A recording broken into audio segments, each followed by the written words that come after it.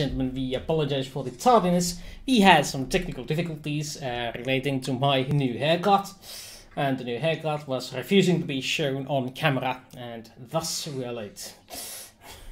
We had to readjust the camera's censorship protocols, which are still a bit annoying. And you can also notice the lack of, the complete lack of any interface. Well, except for the bender mode up there. We'll be doing this sort of on the bare bones. The fault lies with me, as I was caught unprepared. I forgot to ask who was going to be broadcasting, and it turns out it was me. Unfortunately, I do not know how to do OBS and all that jazz. Yeah. Wait, whose shirts? We all have sexy shirts on. Well, I don't. Sexy, I just have sexy. I have sexy regular T-shirt, but that one is so medieval. I think he just time traveled in from the 1400s. 1500s. Something along those lines. Yeah. Also, yes, my again apologies for the tardiness, but we'll get on with it as soon as available. Carlos, the floor is yours, so to say. Thank you. Let me just take off the bender mode.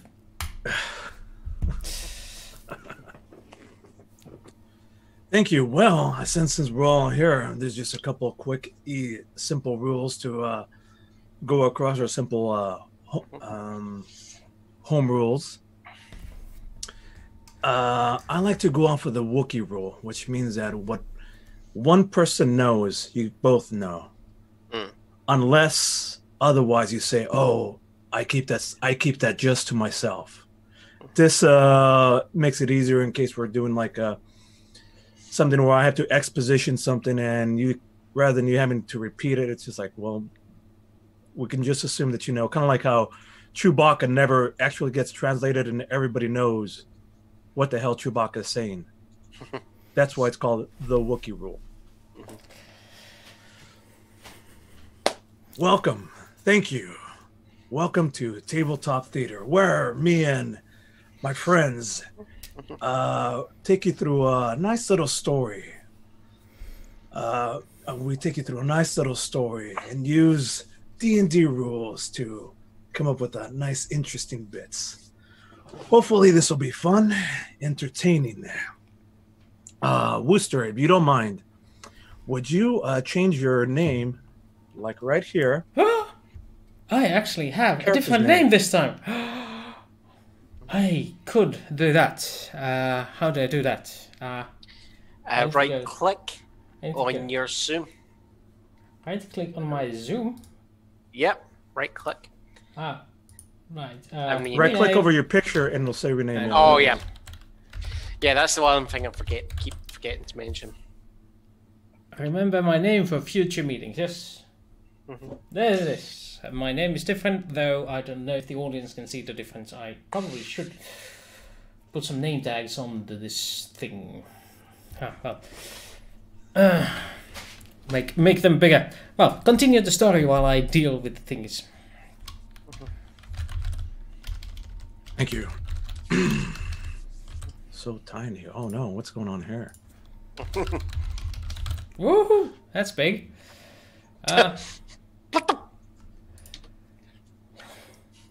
Well, I'm going to assume that the sound sounds just fine. The sound is just fine. There is no comments from at least Blinky or Froggy about. We can't hear you guys. Okay, that's better. We'll put that one over there, and we'll. Okay. Yeah, I can't hear Blinky at all, or Froggy. No. Is that the way we want it, though?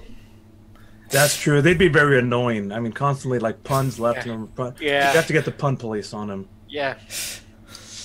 I'm not a fan of puns. So, let's light this cracker. Let's start off with an overview of the city. Cut to overview of a city seen from the cloud tops. It's there's an ocean riding up against a coastal town, large, extremely large, about 500,000 people or so. Medieval buildings. There's a nice fog rolling in from the ocean, covering up most of the city, except for the center top, the center where a hilly expanse pops out of the actual fog coverage. A section called Cloud Top District, where fancy estates, big towers. The camera zooms in just past one of the towers. It's the highest peak, going further past into the actual fog of the city. Zoom in on a ancient building made out of stone and wood. A crackle of green energy lights up the section, and a portal appears. Stepping out is 3, 4, 5 characters rolling in. And then camera zooms into a pair of boots popping out of the portal. Clomp, clomp. A voice can be heard. Find the bell. Get it quickly. Cut to 4 or 5 hooded figures crawling through the interior of a building. It's a library, or something past it. Stacks of books, then a section of treasures, different things, treasure chest, paintings, murals, scepters, objects covered in glass. And there, center one of these is a golden bell with a slight crack on it.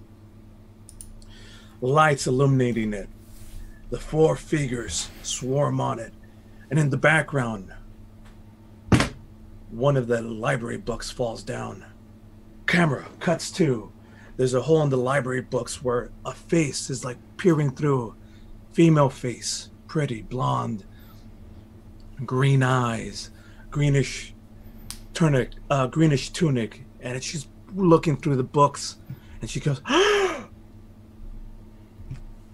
camera cuts to the figure in black, tall with the big boots, cape. You can't quite make out his face. Still in the shadows. Turns around.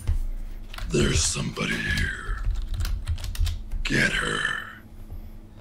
And he aims takes a wand or scepter. It glows bright red. Aims it right at the camera. Things turns red, and the camera just fades out, going completely from red back to white. And we could tell now that when it fades back, time has passed. There's a couple of city guards there looking around. The interior of the building still looks the same, except that there's scorch marks, detritus everywhere. The library stacks are knocked all over the place. Chairs, books, things on fire. Green and blue and purple rune symbols all the way around, like still lit up and smoking. An elderly, what looks to be a guard, in brown tunics, a swash here, big sword stuck on the back, looking around and talking to other guards as they're investigating the location. Damn. I want a list of everything that they took. Find out what's happened here. See if there's any survivors or any witnesses. Captain, we found somebody. Oh, Agatha. Shit. Look at her face. What the hell happened here? This looks like a case for the Department of Exotic Arcana. Cut to you two, a different part of town, talking to talking to like a poor boy, or one of those kids that are selling. They're selling wares off the sides, poor clothing. I did exactly like he said, guys.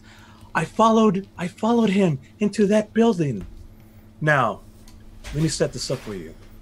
For the last couple of weeks, actually, before we even get to that, why don't we describe exactly what you guys look like and who you are? Well,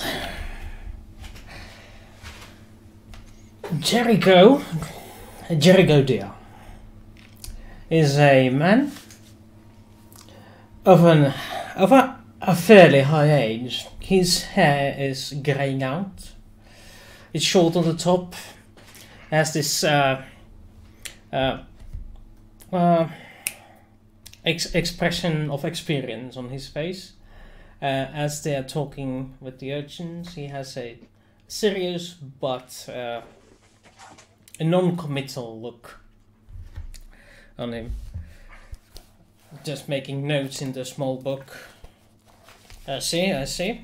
He's a short on the side, about 5 feet or 150 centimeters for you, the non-imperials. Boo! Yeah. Boo. And a bit on the tubby side, like a beat cop, just before retirement. Got a bit of that belly. Has a sturdy long sword by his side and a shield on his back, dressed up in a sturdy chainmail. Not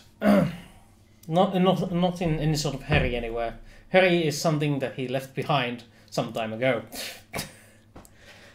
And as a distinguishing mark, he has the sharp ears of an elf, but not sharp enough to be a proper elf.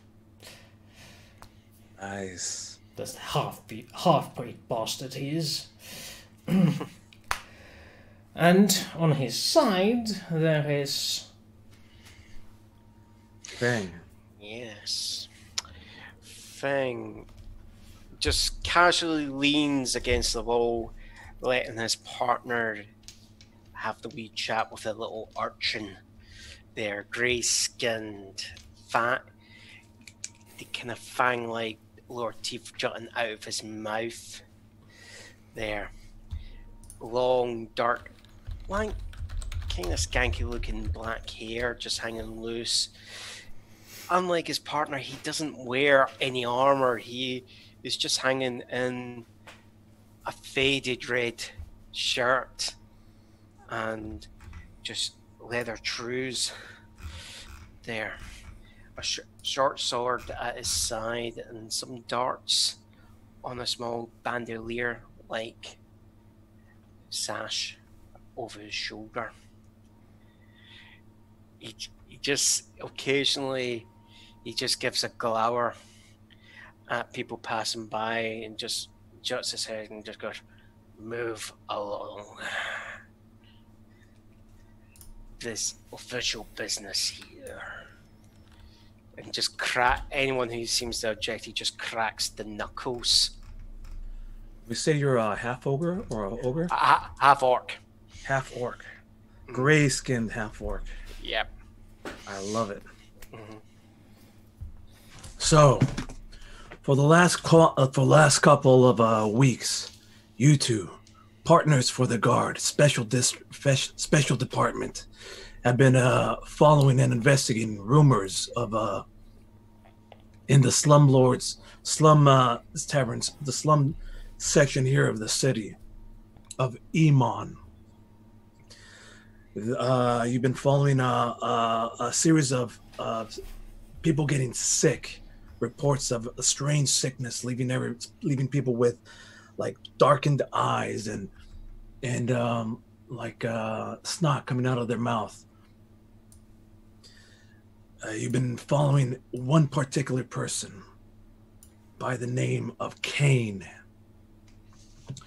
The and then the urchin mentions to you.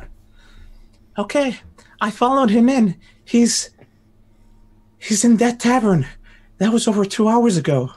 I think he's still there. I heard rustling a little while ago. Please, be careful. He looks very, very, very mean. No. Thank you. And Jericho proceeds to toss a few silver coins at the kid for his service. For the crown, for all good deeds are rewarded. One way or the other. Whatever. Fine. And, alright, partner. Let's get this show on the road. Shing. Shing. It's Better dark. get this over with before we have to run. And, I was just starting to get relaxed against this wall. yeah, well, you can buy donuts after this. And, Fantastic. All right, so it's nighttime. There's a thick, heavy fog. The streets are strangely silent right now. What's normally filled with bustle and hustle of people is strangely non-existent. There's a sort of pale silence lingering throughout. The moonlight is shining just enough light to illuminate. The one constant is the tavern itself. There's flickering lights on the insides. However, the windows are shuttered. The door is closed. The camera zooms in slowly as you approach. Plain wooden door, closed right now. 2 windows. Inside, just you could feel the smoke and the heat from inside as the roaring warmth is the only thing it's providing through. You can only see that through the cracks of the door. Cut to, you put your ear in. You hear a little bit of movement, mostly dishes being broken or tables or furniture being scuffled around. Cut to, back to you guys. How would you like to approach this? There's shuttered windows and there's a closed door. However, there is just enough cracks for you to maybe peek through, or I don't know. I'm just gonna cock my head. Finn's just gonna cock his head and just listen. And the only thing you're actually saying is it's just like the sound of like the occasional plate that's breaking by the sounds of it. Yeah. Nothing else. A little bit of furniture being moved. On occasion, like you hear a loud clang of something like wooden hitting the floor. Why don't you make me a perception check? Yeah. Both of us or just him? Well, here, on that note, let's go against the rules. What you have certain things that you guys are proficient in. If you're proficient in perception or in investigation, go ahead and roll that. Okay, I have investigation, so I'm going to roll that. So I rolled a 16 on my perception. 16 perception, 13 investigation. First thing is, doesn't seem to be trapped. The door is locked. Jericho reaches up, grabs the door, click, click, click, click, click, click, click. Locked.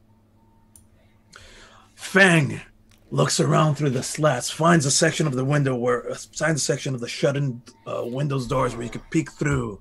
Cut to the interior. You can see through little slats where in the background it's just a simple tavern. There's 2 bodies slumped over a table, not moving. Whatever food and drink has been spilled on the ground, it's still fresh because you can still see the drip, drip, drip of the drink. Past that, you move through like this again, and through the slats you see a figure in dark robes, just his back, hood up, dark brown robes, going over a table and just doing something pushing the table over. You hear the scrounging again, and he's making like a a sigil of some sorts on the ground. You can see the slow purplish gold runes starting to light up. And you can hear him muttering, "That was done for you, vengo para aquí para venireste. Santo canamento calendar." I think before he's even about halfway through that speech, I am just going to take a step back, take another step back, and then just run at those shutters and let you just jump. Oh, hold on. At this point, Jericho digs out a universal key and attempts to open up that door. That is to mean he has lockpicks, and he's going to use those. Yes, roll it. Now, here's how to roll. You have proficiency. Now, I think what this is, it's sleight of hand. No, it's thieves' tools. Thieves' tools, right? Thieves' tools, which goes off of thieves' tools goes off of dexterity, I believe. So whatever your dexterity score is, plus your proficiency score. Now, we are starting off at level 5. I believe that gives you guys a proficiency of 3. Yep. Yes, it does. Additionally, though, I am doubly proficient in thieves' tools because I picked up a feat that lets me choose one proficiency that is double as effective, which is similar to the rogue's expertise. So fantastic. I figured like this is he doesn't want to break in doors. He wants to go the cunning way, and that's the way he's doing it. So he's gonna roll that, and assuming that works. Yeah, that's 12. So that's a 12. That's not a very good roll. Not that taverns usually have very proficient locks for their common rooms. You have these 2 little sticks and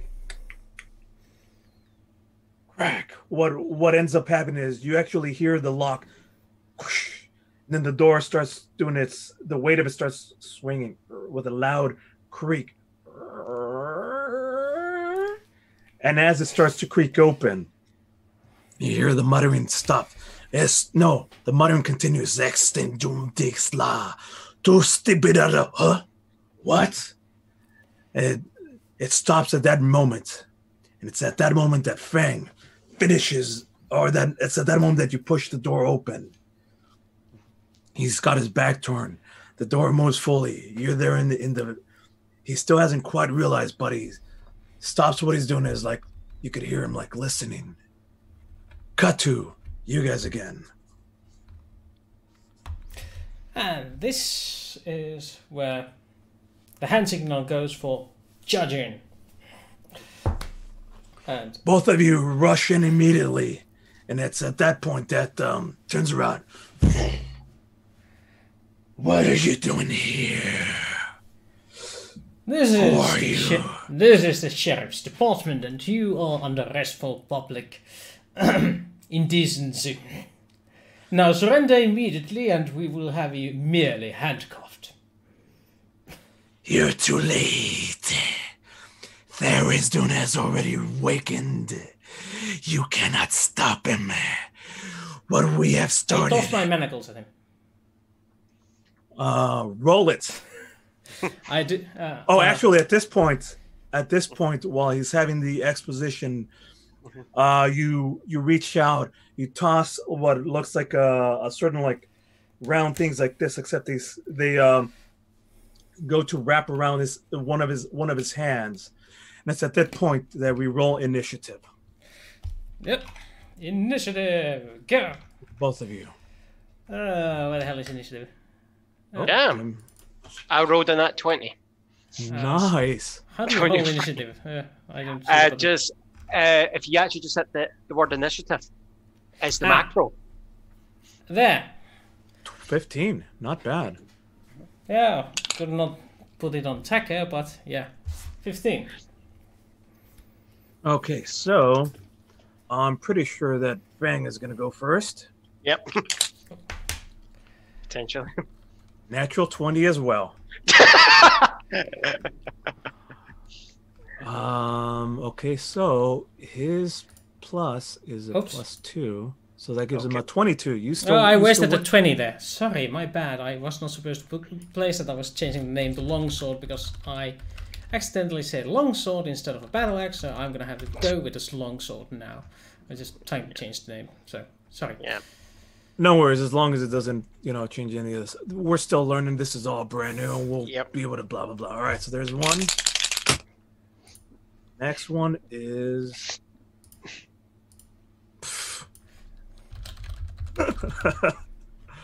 So Jericho, what you rolled a 15 then, huh? Yes, as an initiative. So top of the order, it goes Feng. It goes to the cultist that you see in front of you, then to Jericho. Top of the round, Feng, and both of you have surprise rounds. Oh no, you don't have a surprise round on this because of the low roll and opening the door. Yeah, but you're first. Yeah. So it's just what's happened as the door kind of opened. Oh, sorry. Yeah. Time out. We do have to resolve Jericho's throwing of the thing. Now, how that yeah. works is it has a saving throw Mhm. of what is your save? Like, I think this has a on the shape it'll show something like the save to beat is 14, 15, 16, something like that. Yeah, in the spells, you should have a DC spell save, maybe. I have no idea how that works. Spell save DC 14. 14. All right. So I have to beat a 14 or better on a strength or a strength or a dexterity move to try to avoid this. Yes. 13 plus 2. So that's not enough. So he reaches out and the shackles catches one of the arms and it starts immediately a growth of vines just starts growing entirely throughout the left arm. And he, without realizing, he separates the arm and is just the entire left arm of it just gets covered into like a fist. It does not matter. With his one free hand, he does a little hand gesture. Two bodies in the other portion of the room that we're moving starts lifting. Two zombies that were bent over. They start becoming zombified. Ah, great. That's when Feng, top of the round, you're up. Do we have if we look at the map? Yes, let's put on the map screen. There we go. It's a bit crowded. I tried to do things with it, but I'll try to do better for next week. Sorry about that. Let's get you guys some characters here. Free assets. Characters. We have a beard on. Does your guy have a beard, or either of you guys have a beard? No, I can have a beard. I don't care. Just give me something that is representative. I have not been able to order myself a picture yet, mainly because I don't know. All right, hang on 1 second here. Couldn't decide what I look like. I'm going to make this you. Oh, sorry. Time out 1 second. One, and we're gonna add you. Oh, sorry, and that's for. That is for Fang, who's in yellow. This guy's gonna be red because red is bad. What color would you like to be associated there with, Jericho? Well, considering I am a Knight of the Crown, yellow would be good. Yellow, be good. I'm the yellow-bellied bastard, after all. Actually, with both of you guys being yellow is not bad. That separates you very nicely. Mm-hmm. And you're smaller. Ha ha. There you go. So here's the front door. Mhm. There's the front door. All right, there we go. So here's who you've been. Here's who was setting a spell right in this location. Here's the two zombies, the two bodies that have reanimated and have turned into zombies. Here's where you guys are at. All right. Okay. So I'm in the cloak.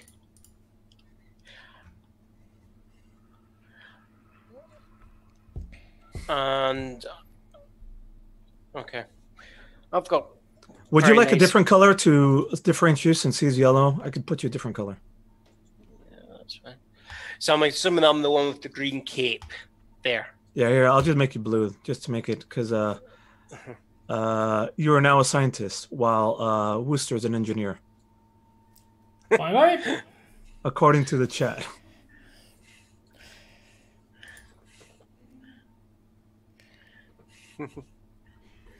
So what? We're not red shirting. All right, so here's you. Now you have 30 movement. As you can see, the squares will indicate where your movement at, or you could Actually, throw something. I am 50 movement. 50. Actually. I am a monk, so I go up to 40. I've also taken mobile for my feet, so I go up to Nice. 50. So I'm actually quite a plump orc, but I move a lot faster than people expect. Yeah. Yeah. That's what comes with experience. He's round enough to become a wheel. Or should I say wrecking ball? Yeah. Wrecking ball, I like it. Yeah, so I am just gonna charge straight in towards the necromancer scum. There.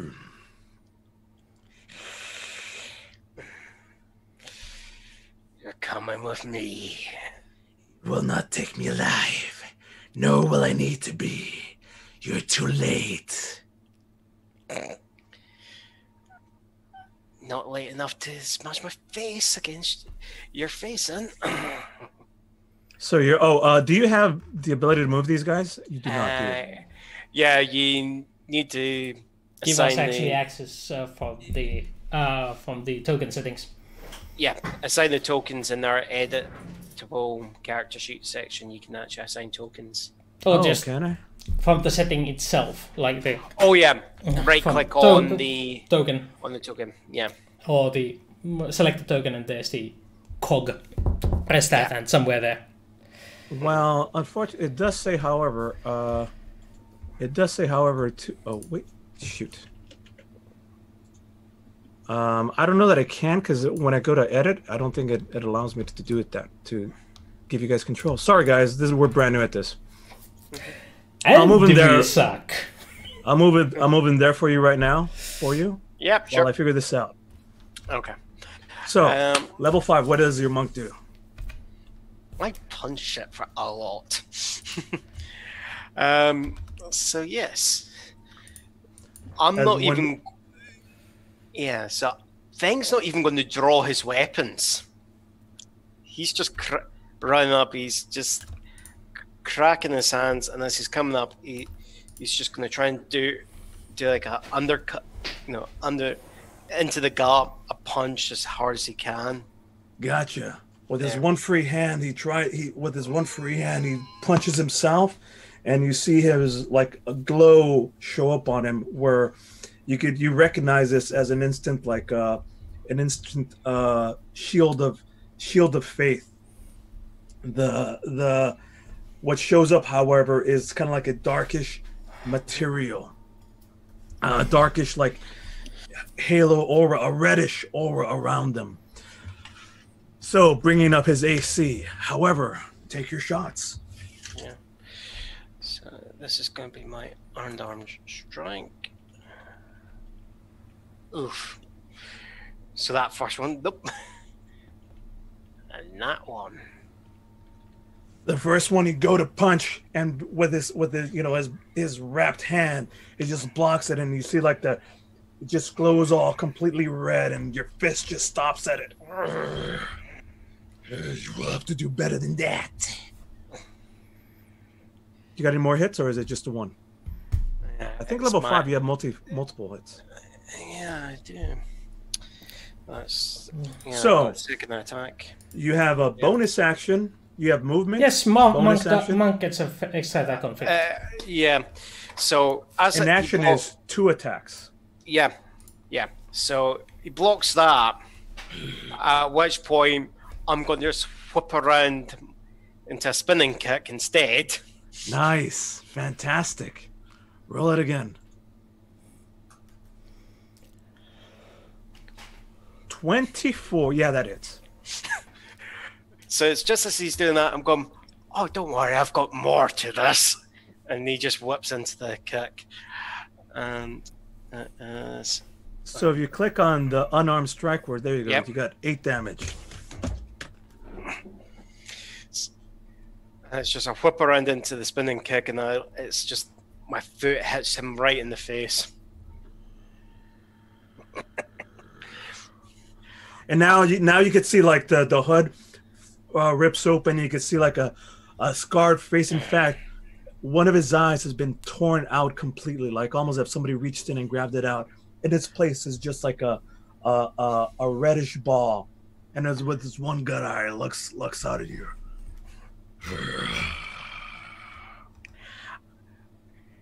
It's like Fang just humanoid face, very pale, lots of like runic style face paint, almost like he took like a hand dipped in red blood and just like splashed it across his face. Yeah, it's just Fang's just gonna come out of, damn, you're ugly.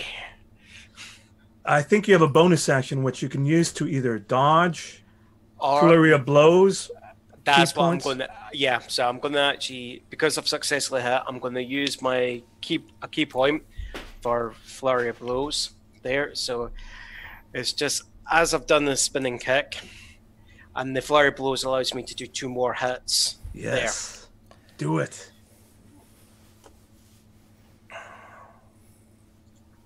So 16 for the first one. Hang on one second. Shield of Faith, D5E. It's gonna be close. Okay. Because it gets a +2 to his AC for Shield of Faith, giving him an AC of how much did you hit for? 16. That was my Hits. Hits. Okay. So We can deduce that that's his AC is at max 16. So after I've done the spinning kick, the next I land, and then it's just a quick jab with the fingers out straight at the neck, and then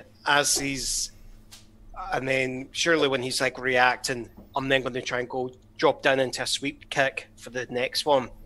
Fantastic. Sweep the leg. 24. Yeah, that hits.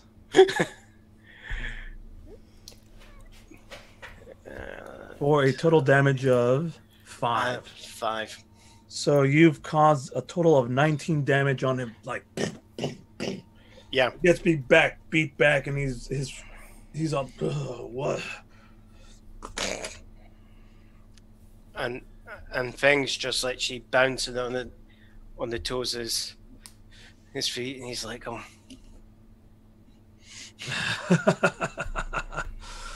All right, so now, I do believe it is him.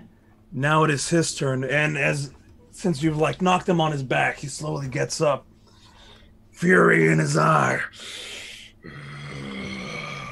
With his one good hand, his other hand like starts glowing a sort of blackish green, and he touches the vines that are wrapped around, and upon touching them, they completely wither and fall apart. Now both of his hands are glowing with a darkened reddish glow. Instantly goes up and touches you on the face. You feel excruciating pain as like hard bolts of energy crackle through you, black electricity crackle along your face and gives you a shock. I'm hitting you with inflict wounds, which let's see how this works. We go to compendium and I type inflict wounds. I think it's one because it's you trying to touch, it's you trying to grab hold, so I think you have to roll against my AC. Yes, that is exactly correct. When a melee spell attack hits. So 16 plus. If you rolled a 16, you're getting me. Yeah. So I've just imagined it's like me just being a wee bit cocky. It's like just like dancing, and it's like at one moment just kind of slips a wee bit, and it's like as he's recovering, that's when your hand just darts out. So you take 3d10 necrotic damage, which is going to be 15. Oh. So he reaches out and touches you, and you just scream in pain as you feel like this blackened, like electrical arches rolling around you, except that it's dark with kind of like a purple tinge around them, leaving like smoky bits on your face as he retracts his hands. And then, when he does that, once he does that, he grabs behind and pulls out a dagger. And just with your eyes still blinded, tries to stab you straight in the chest one more time. It's got 2 attacks. Damn. 14 plus. Miss. Oh, no. Well, sorry. What's yeah. the plus? What's the plus? Sorry. Plus one. Plus 4. Yeah, plus 4. Oh, no, he's at then. So it's basically you take another 4 of damage. Okay. As the dagger like hits part of your swipes across your shirt tunic and just gives it a great rip. That's my favorite shirt. Cut to the zombies like getting up. They start rushing forward in a fast movement towards Jericho. Jericho, it is now your turn. Right. Where are the zombies exactly? Because those are the zombies. Where am I? Oh, I'm that guy. Yep.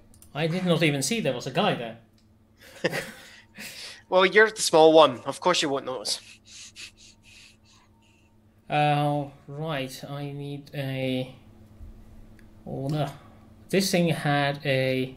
Somewhere. Oh, if you click on the little arrow button, and you'll be able to like click somewhere and point and do the thingy, right? I think so. Ping. Well, how do you ping? Just left click and hold down, and it pings. No. Make sure that on the top left. Make sure that on the top. There. There you go. Yeah. I want to go there. I think I can make it. You want to go where? On the left side of the big bed. 1, 2, 3, 4. Yeah, that's 25 What? feet. I'm assuming each square is 5 feet. Yes, there. that is exactly what's happening. Yeah. Okay. Actually, can you continue movement after doing an action, or? Yes, you could move, bonus action or action, hit, move again. So you can move. Okay. However, if you're within reach. Basically, first. Yep. First, the Jericho is gonna go like, "Hey, don't you just touch the kiddo while I'm watching. I'm your enemy now, and that's a champion challenge, and that includes all 3 enemies in the room, and that means they have to. They do, yeah. They have to do some sort of save. Yeah, each creature, your choice, you can see, must make a wisdom saving throw. On a failed save, creature can't willingly move more than 30 feet away from you. And this effect ends on the creature if I am incapacitated or die, or if the creature is more than 30 feet away from you. So fantastic. Technically, I can't... You just hear Fen. Yeah. I was about to say, you just hear Fen just saying, "Don't interrupt my fight." So the zombies 100% fail. The fanatic rolled a 14 plus a wisdom saving throw. Yeah. Oh, it's a plus. It's a +1 on the wisdom. Just barely passes it. So now. However, now the zombies like they 100% like start looking right at you.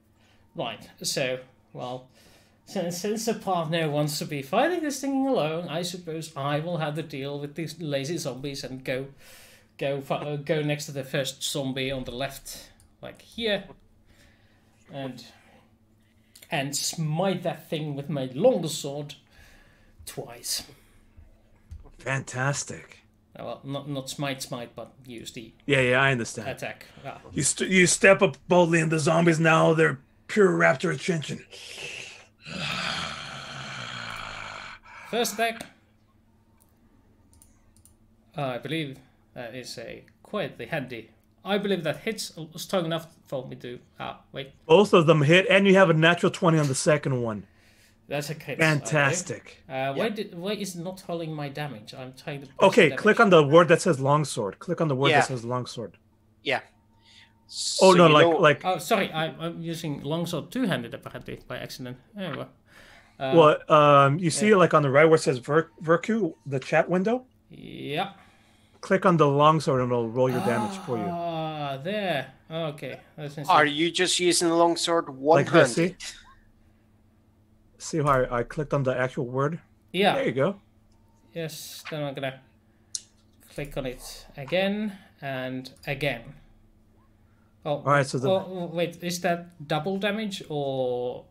Yeah. That's perfect. You did perfect. Exactly what it. Actually, we're gonna do double damage on the I'm gonna give you just since it's brand new. The first one hits a 12 on the first zombie, cuts him like almost nearly in half, and he falls on the floor. However, he's still moving. The second one, the second zombie moves forward right over him, and you're with the perfect natural 20. Swipe, his head just rolls off. The body keeps moving forward, minus the head. Trips on the other body and falls flat on the ground. You're still continuing to walk forward towards the ground. The head on the ground is just rolling around. Camera zooms in on the face and it just goes. And cut to Feng, who is next in line. Cut to Feng, who's next in line. I love it. Yes. So here you are in front of him. He's in front of the cultist, blackened. His hood's off. He's got the black aura around him. You will die. What would you like to do? Finn's just looking at the shirt and he's just going, "That's the last hit you're going to get on me." You just see the hand just wreathe in flame as tendrils of fire come out. I'm activating a key point for my Fang of, just get the, Fang of the Fire Snake. I fucking love it. So that's one key point for just in the attack. So on the attack roll there. So I'll do the first attack. 26. A natural 20 again. What I'm now going to spend a second key point to add a plus 10 damage. Fire damage to. So the first roll is going to be a D6 there. The second roll is then a D10. Got it. Well, since you rolled a nat 20, I think both of whatever of them get doubled. Yep. Okay, and I'll just roll again on that one. Yeah, so the first. Interesting. Yeah, so the first one, so the normal D6, it's 5 and You rolled on the dial, what, a 2, right? 2 plus 3 equals 5, isn't that right? So it's actually the way it's doing it. Oh, it's actually done it the first time. Okay. Oh, yeah. You see, yeah, it did it the first time because it rolled the... The 20. Yep. Yep. So it's a total of 20 damage on. Fantastic. So you punch him, your fist is just on fire. Yep. Kamiya! Boom! Right into his chest. That black area just like flitters off, and as he's backing up, his tunic is completely on fire. He backs into one of the walls over here. He backs up and like he hits across the table. The table itself. Now, the table itself starts. Let me see if I could do this. Yep, absolutely. We just need a different color though. Yellow. The table itself and the surrounding area starts catching on fire. Let's just say that this whole area here is now catching on fire. As he's like rolling around, moving and stuff, he's quickly tearing off the robe and flinging it elsewhere. The entire room starts catching fire. You can see where his chest hit. It's just a blackened, burned area. Still standing, however, barely. You have any more actions, stuff to do? Well, I'm going to use my second attack from it. Just again, I'm just going to use the fire because it's just the fire of the fang of the fire snake. Just is for the attack action. So I'm then just going to whip my hand around. How far away from me is he? He's still within 15 feet because it gives me a He's within 5 feet. He's within 5 feet of you. Yeah. So I'm literally just going to whip my hand around and just like, it's just going to be more like tendril, like a whip across the face. I'm going for effect. All right, fantastic. Whip across the face. Roll it. 25. Yeah. That hits. And it's just, I'm not going to do the key point spend for the additional damage. So it's just another 4 damage. But because I've successfully done the attack, I'm then going to spend the other key point for the flurry of blows. Fantastic. So it's just as he's like kind of like dashing around, that's when I'm going to come in with an uppercut there for the first attack. 19 there. That hits. 6 damage, bludgeoning. And then my second attack, 23. That also hits. So that's 7. So it's like an uppercut, and then as he's backing off, it's just another sweeping kick, dropping down into a sweeping kick again. So you do a punch, and there he is, still like his chest. He's taken off the robe. He's got a big blackened mark. You can see like a necklace with a claw on it underneath his tunic. Burn marks. There's with his shirt off, you can see all these bruises and claw marks across the body and areas of neglect. You're just pop, pop, pop, pop. Oh! You knock his head up. This last hit, you could hear it in place. His glass eye pops out. Click, click, click, click, click, click, click. Into rolls around into one of the corners before boom, blowing up this entire section. I need you to roll me a dexterity saving throw. Okay. Thankfully, this is one of my saves. 18. Fantastic. You run and you dive for cover you run for cover as you dive over into this section as this entire section here just gets blown up and turns into fire. If I could draw it correctly, which I don't know that I can. It's just as that's happening, I'm just like seeing a tankard of mead lying around. I'm just gonna pick it up and actually just take a swig of it and go, victory. Fantastic. While you're there, you hear a couple like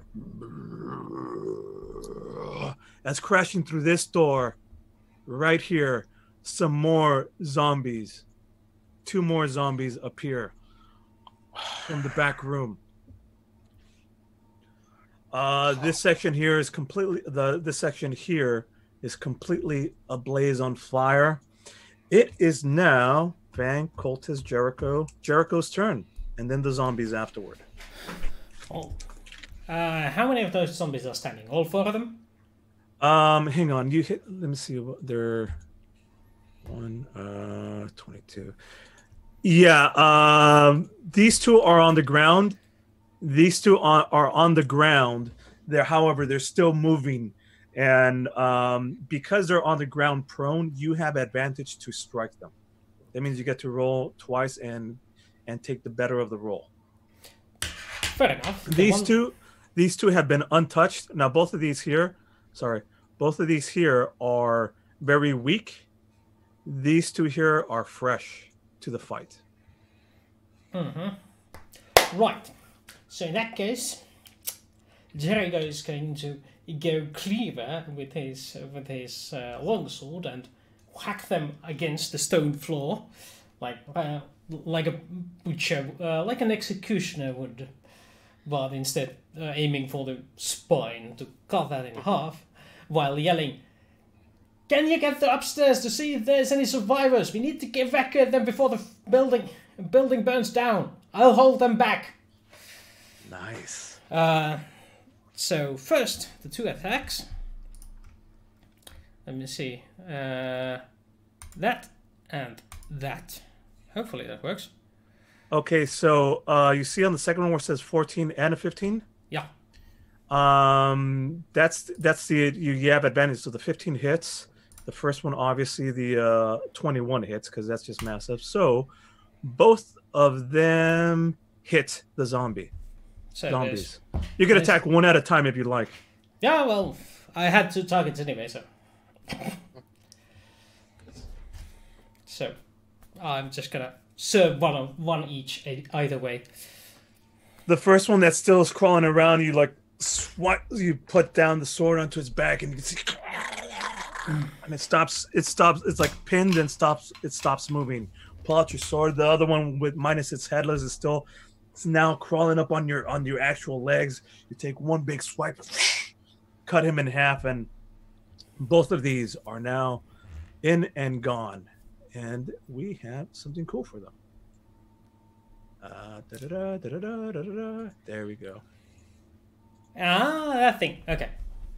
So, as that is the end of my action, and now I get to my bonus action, which is to again do the commanding. The Command. Big Bad is dead, right? Yes. Big Bad is also dead. So the. Oh yeah. I should probably put one of these on him. Yes. The champion challenge, either way, to the other 2 zombies and retreat towards the door, where I wait for the zombies to get to me. Fantastic. The zombies, they see Fang, and then you scream out your command. Hey you! Fight me!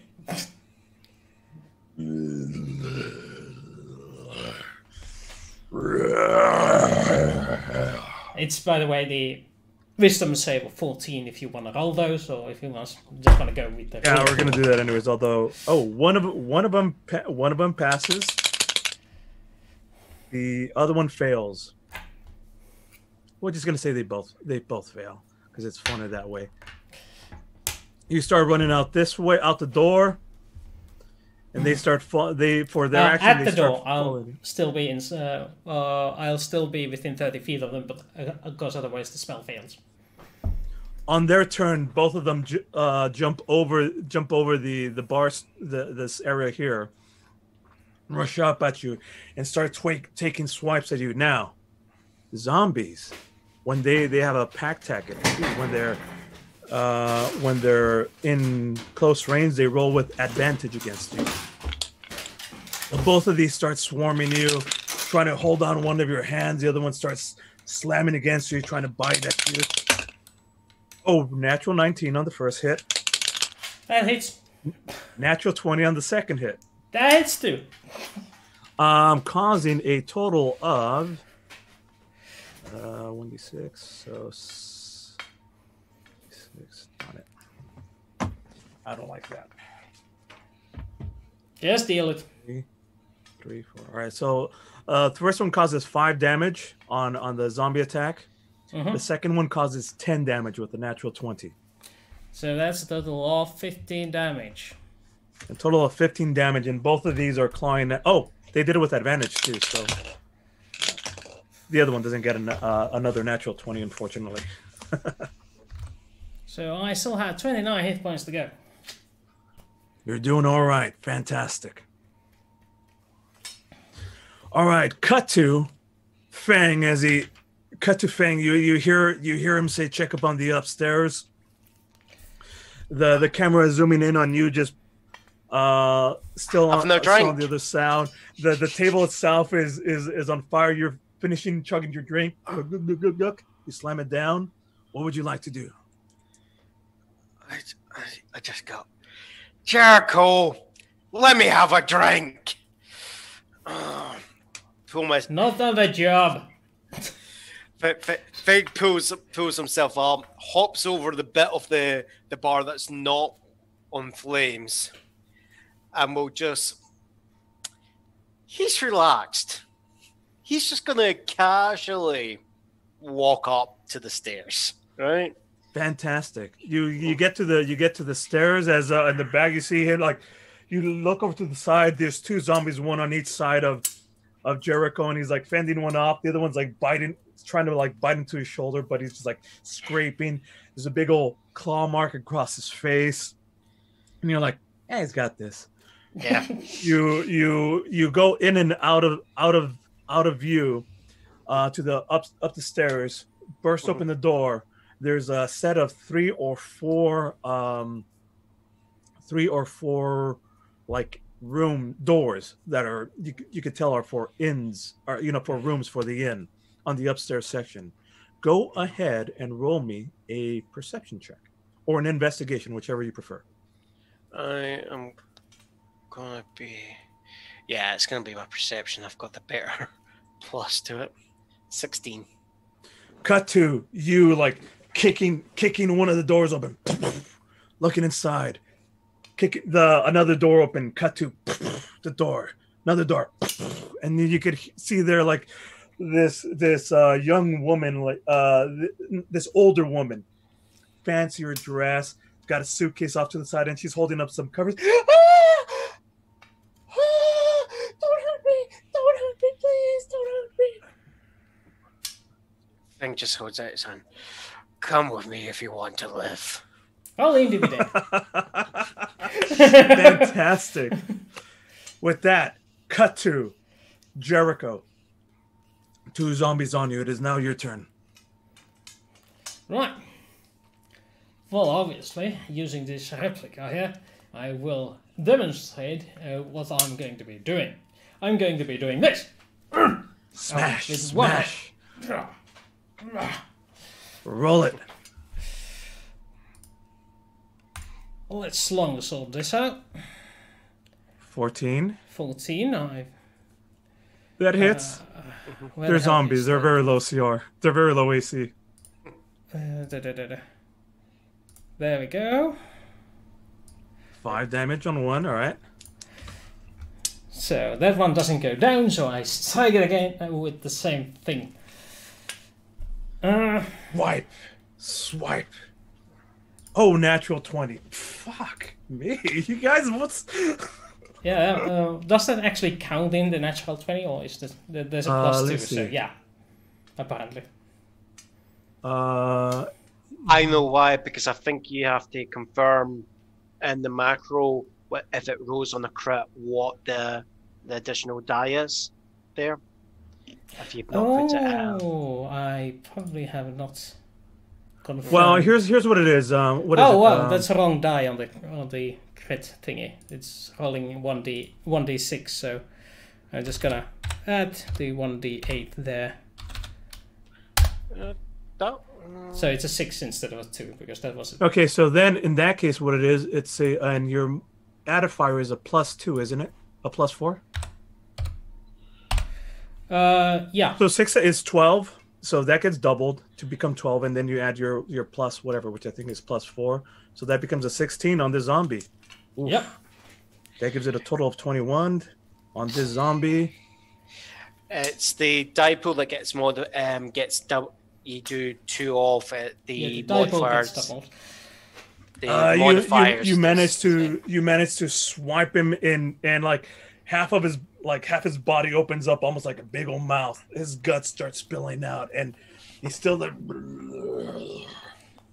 looks like he's dead, but then starts like crawling himself back up onto his feet. His guts are just spilling out onto the floor as you're like slowly backing up and into the back of another one of the zombie that's on the other side of you. And they're both it is their turn now. He's very close to dying. Very, very close to dying. Should have used my smite on it, but no, I didn't. Yeah. I was stingy. Rolling with advantage. Natural 1. Oof. Natural 9. 9 plus. It's probably going to miss. If he doesn't have +11, he doesn't hit. Second one is a 5 and a 2. Yeah. So both of them, one of them went still staggered. The other, one of them, like his guts are open. It's barely with enough energy, like pawing at you, giving you enough concentration to turn around and just like hold your sword against the other one that's just like clawing at you. Cut to Fang now, who's like just holding suitcase on one side, suitcase on the other side, and the woman's like, well, "What about my cat?" And she puts a cat on your back, and it's just there with his claws are like digging into its back. She grabs one more suitcase and she's like following you, like she's beating you out the door. She gets to the floor underneath. She looks at the fire. She looks at the zombies. She looks at Jericho there in a sword, surrounded and just covered in blood. And just like drops her 2 suitcases and bolts out the door completely. So you are now right about here, and she's just like runs past you guys. She just runs past you guys and goes out this door over here. You're now there by yourself, holding 2 suitcases and a cat just on your back, just scrounging around. I just let go. Vane just lets go of the suitcases. Fantastic. Comes, grabs the cat, and just puts it into over there and go. And he goes, behave. And just walks out of the door. Fantastic. Just sees us. And he's just going to walk up to the zombie that's closest to him, and he's just going to put his fist to the back of the head. Fantastic. You have a cat with you. Roll with disadvantage.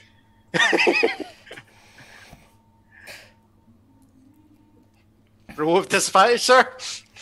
He rolls a nat 20 and like a 19. You fucker. All right. Punch. Do your all of your attacks. Whatever you want to do. It's gonna be 5 damage to that one. There. All right. Now, are you trying to hit the one that is looked as his absolute weakest, or the one that's right on top of Jericho? It's the one, which one ever is closest to me as I'm walking out the door. Okay. That's. It's a stronger one of them. Okay, so -5. Got it. No, you want to punch more, or do you want to actually just get out as quickly as possible?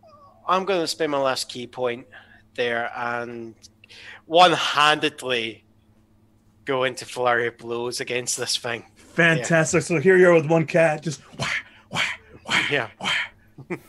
Meanwhile, the cat's just like trying to claw out, get away from your thingy. So the With disadvantage, still a 15 hits. Okay. That's 5 damage there. All right. And the next one, again, 15. 15 hits. And 7. While he's just doing it, he's just singing, "Soft kitty." Poor kitty, little warm kitty, thank you.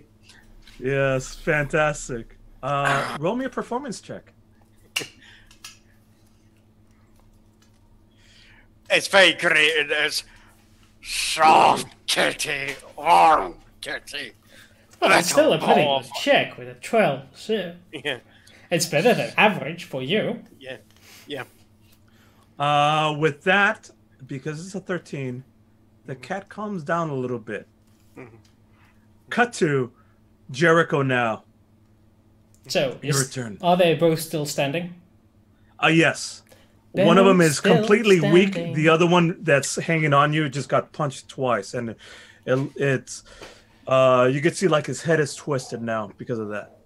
Well, I'm gonna strike at the weaker one first, obviously. Holding it back with my shield, the other, holding the one hanging on me by the shield, giving it away, and the other one strike it from underneath my arm and like this towards Almost without even looking, just behind you. Cut to like the reaction on the zombie, and just fall straight backwards. If you hit, well, let's see if you hit. Ah, damn! I thought you were dictating.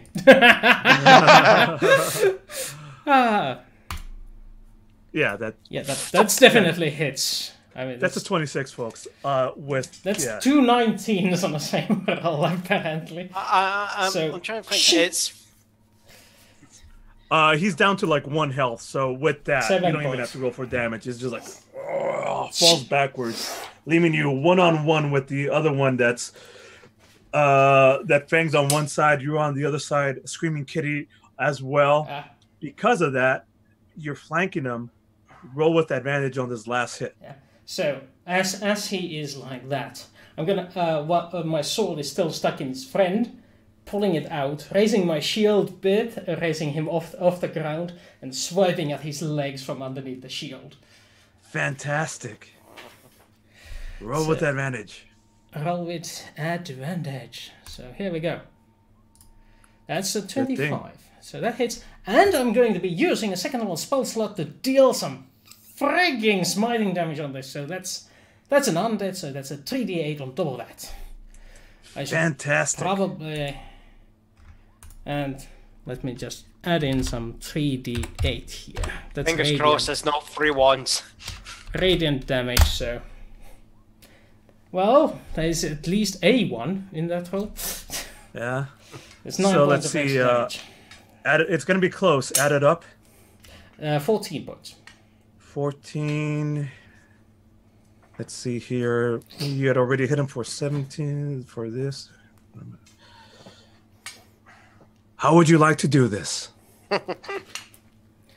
Well, obviously, as I swipe, the blade cuts in deep and through the shining light, turning it into a makeshift lightsaber. Just burning its way past the spine. It only feels as a little slowing down as the blade goes all the way up. On the other side, the guts of the zombie just fall through while it's still hanging on the shield, and then I bash the rest of it on the wall and wipe it clean. Fantastic. That happens. The sword itself finishes as being lit one more time as you had activated its sacred ability of smite, and then it slowly fades away, and you put it on your back.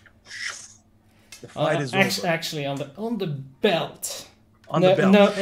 Into the scabbard, knowing that once it's been engulfed in holy fire, it is already cleaned up anyway. As that was the final strike. No need to clean up the weapon afterwards. Right. Let's get down. cut to like you looking around, and in the background, just that whole section is on fire. It catches into the bar portion itself, where your drink was earlier. It hits the cask of whiskey, starts blasting more on fire. The entire place just starts smoking, and more of it starts catching on fire. I think it's about high time for us to leave this establishment. After you.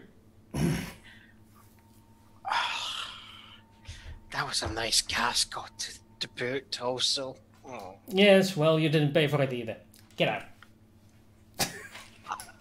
As you step out into the cold street, the fog itself enveloping you, the old lady in like the green turner, she has an umbrella in hand. She's like starts like asking for like the kitty, and it just jumps onto her, and she like grabs her one suitcase and it just runs off without even thanking you guys. You turn around, and the entire tavern now is set of flames. Oh, this reminds into the me. building next to. This reminds me. Reaching out my hand towards the tavern, focusing for a while, and a set of manacles flies into the hand as I attach them onto my belt. Fantastic. Right, let's go get the fire department. We need to get this fire sorted right away.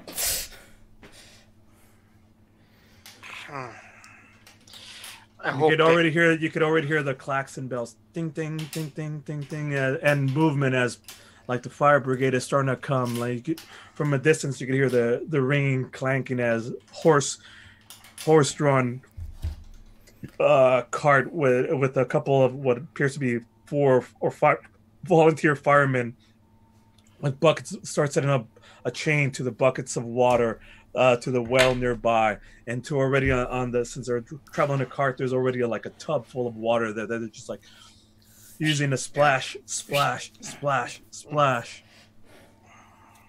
Well, cut to.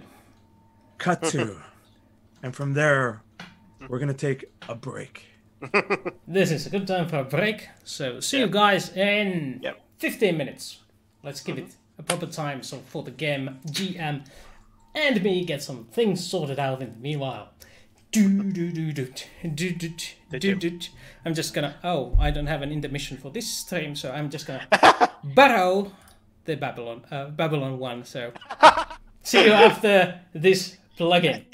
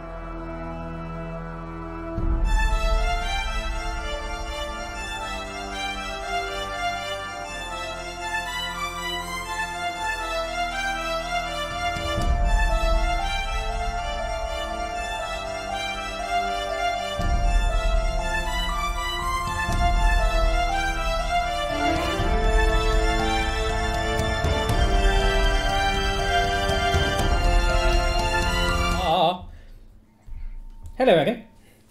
Yep. Hello, everybody. All right. Well, welcome back, everybody, to Tabletop Theater. I hope you enjoyed that first portion. I hope you enjoy me fidgeting around the interface. Yeah, it's what we do. This is our first time. We're figuring it out as we go along. All right. So, let's continue where we left off. The tavern is on fire. There's firemen in the background doing a chain of buckets, tossing it out. In the background, there's a hysterical lady in a green dress with a cat swarming all over her shoulders as she's trying to gather whatever bits of clothing was in her suitcase that got tossed around. The scene fades out and dissolves back into the new scene where you're now in a decorative location indoors. Lots of bright lights, white walls, a few trophies in the background. There's a shield and sword combination on one of the walls. There's a desk. The camera zooms in slowly at the desk where we see somebody familiar from the first scene, where an older gentleman, Captain Holt, it says on the actual desk. Older man, brown tunic, green sash, wizened face. Sits down. Fang, Jericho, explain yourselves. What the fuck do you think you guys were doing? Cut to both of you on the other side. You're in the interior office of Captain Holt from the city guard. Our job. Does your job include the fire damage? That tavern caught fire to the buildings next door. It took us 2 hours to put it out. This is exactly like what happened at the Cloudtop district. I'm still getting shit from the mayor. They were looking for any excuse to get you out of here. And you know what? This is the absolute last straw. I'm tired of your free-willing dealing ways of solving everything.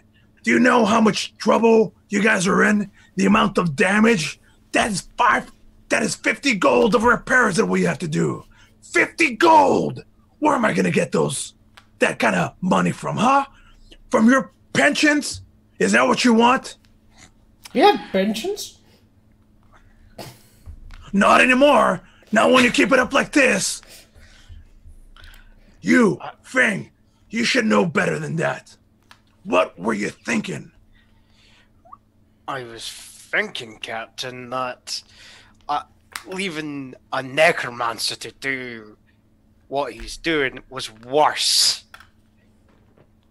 And he didn't want to be taken in quietly. He let himself blow up. Let himself blow up. Just like what happened at the Cloudtop district, right? Another mysterious explosion where the bad guy didn't want to surrender. Exactly, sir. No. I want both of you know what? Both of you are suspended as of this moment, right here, right now. I want your badges and your sword on the table immediately. There's a knock at the door as he's saying this. A younger looking guard comes in, fresh face, shaven. Sir, the representatives are here from the representatives are here from the the museum district, the thing with the bell, with the cult. Shh, not right now. We'll deal with them later. You two, your badges, your sword, right here, right now.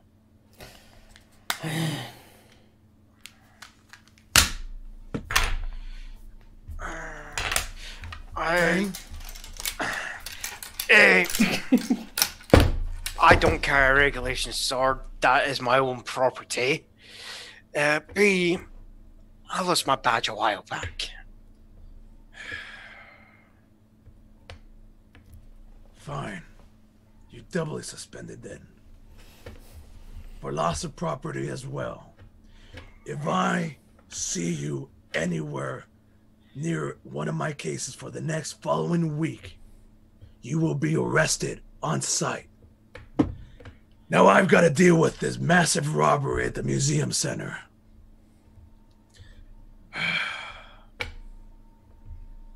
Bell's missing, huh?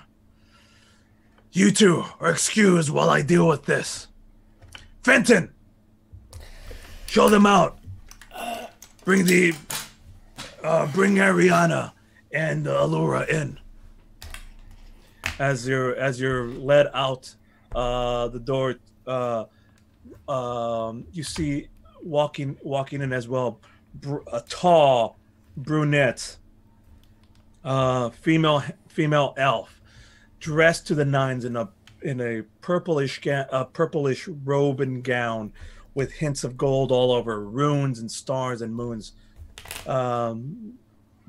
As she walks and nods at both of you, steps inside, followed by like her assistant, somebody a little bit less fancier robes. You can tell that these robes are apprenticeship robes. They're dressed in kind of like a pinkish with just rope tatters around the end.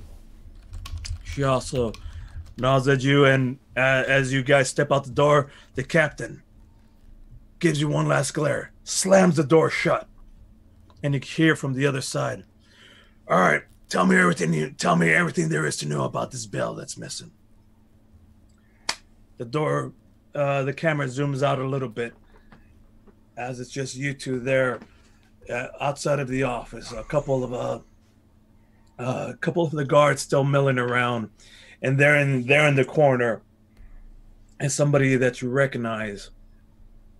Two other guard combination that you recognize. That would be Francis and Zelm. For a second, I thought you were going to go with Francis and Bacon. You know what? Let's go with Bacon. I like that. So it's Francis and Bacon. Francis and Bacon. Ha! I told you, Bacon. It'd just be a matter of time before these two are out of the way. Bye-bye, losers. Bye-bye. We're going to solve this next big case. He points over to one of the walls where it says detectives or guards of the month. And that's where your names, Feng and Jericho, are at. That's going to be us. We're going to take that down, and it's going to be us in place then, huh? We're going to get the bonuses. You guys are civilians now. Bye-bye. Oh, so you've solved the case of the missing kitty, then? In which case, Bacon's like, "That's not funny. I like kittens. Kitten's not missing. Tell him, Francis, kitten not missing. Don't worry. These guys won't be bothering you anymore. Get out of here before I arrest you on the spot. See you around, losers." Wow. Cut to you guys. What would you like to do? I think it's us going to be at the bar.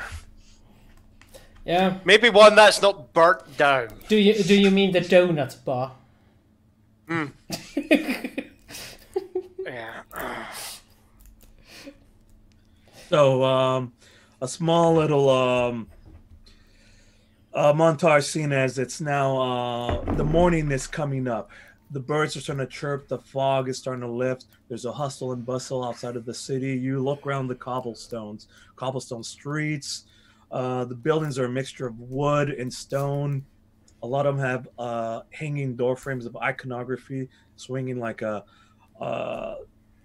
chisel, an anvil with a hammer swinging by, another one with what looks like bottles, alchemistry sets, just again, just little saloon sign, the little signs just swinging back and forth against the wind. You're walking along, and finally, up ahead, the telltale sign of just two cups smashing into each other, frothy of beers. You push it open, and there inside, it's a local tavern. Very, very, very not even as nice as where you guys were. Very dingy, dark. There's a nice little crowd inside. However, there's guards of. This is usually the guards. The guards usually like to frequent this location. You see a bunch of green sashes everywhere, a few blue sashes in the corner. A few of them are just finishing up their shift as they enter in. The barkeep that you know, name of Frank. Hey, Jericho, Frank. What do we have? The usual? Yeah, the usual. I'll have a pint and he'll have the box of donuts. Coming right off. Fresh, just out of the oven. Give me a second as these guys pull over to one of the tables nearby. There's a female barkeep, younger, maybe about late 20s. Short halter top as usual, trying to get as much of those tips as possible. Sets down a pitcher of ale, 2 glasses. Brings out a basket, and inside of the basket is like a bunch of little fresh donuts, probably about a half dozen. Hey, Afang. Hey, so I heard that you guys got in trouble. Yeah. No. Does that mean you guys are not going to be able to are not going to be coming around very often? You guys are one of the better tippers around, so. Yeah, don't worry about it, dear.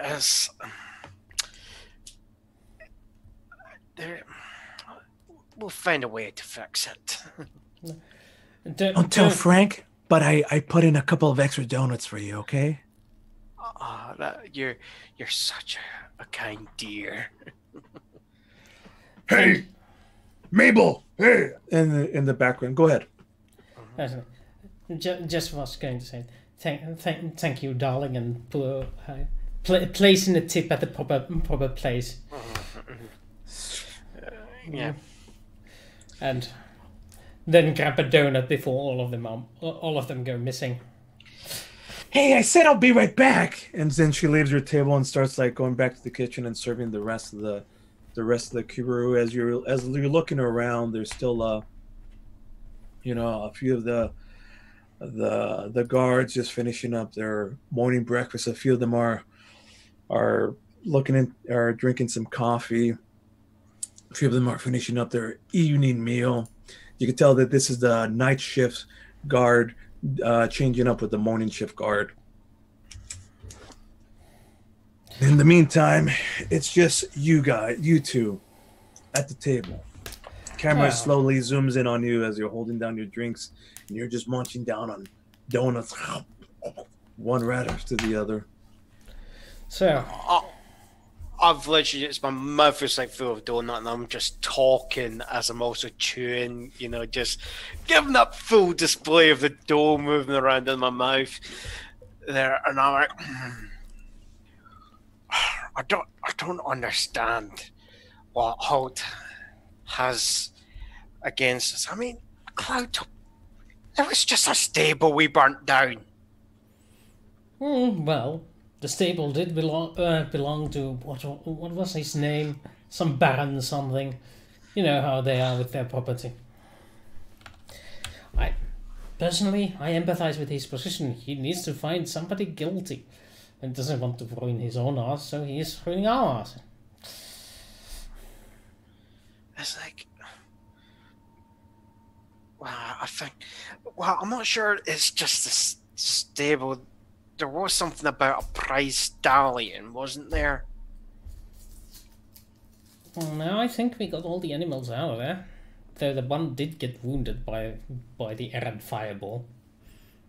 Is that the one I've, out of compassion, I, put out of its misery, and then because I was hungry, decided to actually sold it off to the knackers for meat, and I had that very nice patty out of that. Oh yeah, that might have been it. I think. Do you think that's what the Baron might be a bit more annoyed about? Yes, definitely that one. You should stop eating our clients. Well, I didn't eat any of his family. Well, you know how these barons like their horses. They're part of their family as long as they run well.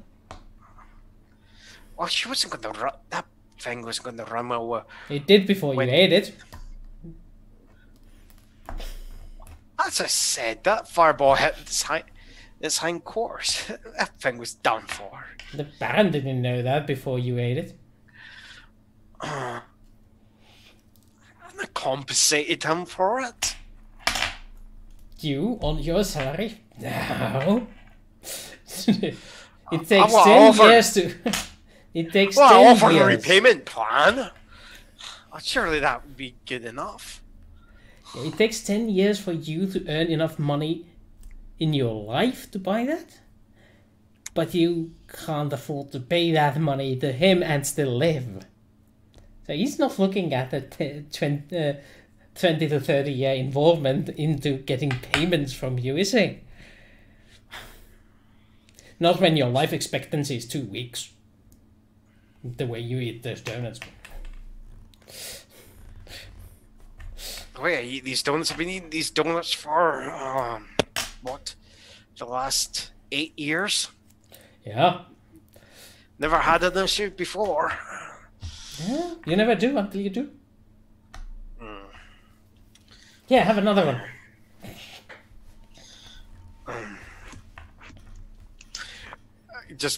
Thing just picks it up and just crams that one in along with the other one that's still like half chewed.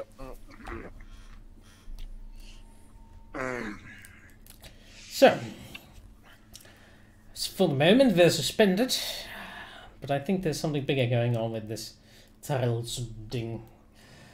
I think we should look into it either way.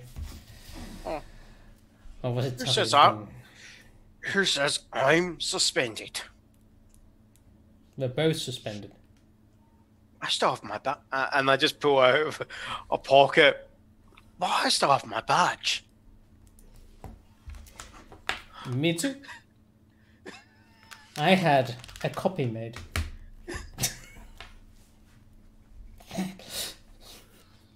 It's at this point that she brings the Deidre comes by one more time with a fresh basket.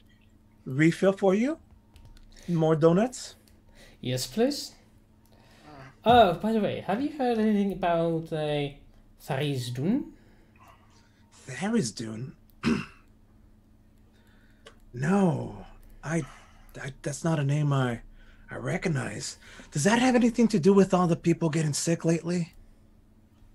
I don't think so, but it might be connected. Who knows? Or I heard a couple of the other guards talking about a big robbery that happened just the other night. A museum, something big happened there. Does that have anything to do with that? You know I love those cute, juicy gossip tales. You know we're not allowed to talk about classified cases. She pulls up a chair and sits down. Oh, come on, Jerry. Please, for me. You know how I love it when you tell me the stories. I got more donuts. It's like... Thing just kind of leans over and he just puts his hand gently on his shoulder and he's like, well, my dear, have you heard anything about people with claw amulets? Yeah, now that you mention it, I've been, I hear things and a couple of the guards. I think Jerome. Yeah, that's who it was. They've been mentioning that there's a lot of new people been in town. They've arrested a couple of groups, teenagers mostly, hooligans. They've been having this like claw necklace. Is that important? Should I keep an eye out for you? I would just say if you see anyone wearing such things, just to be cautious around them.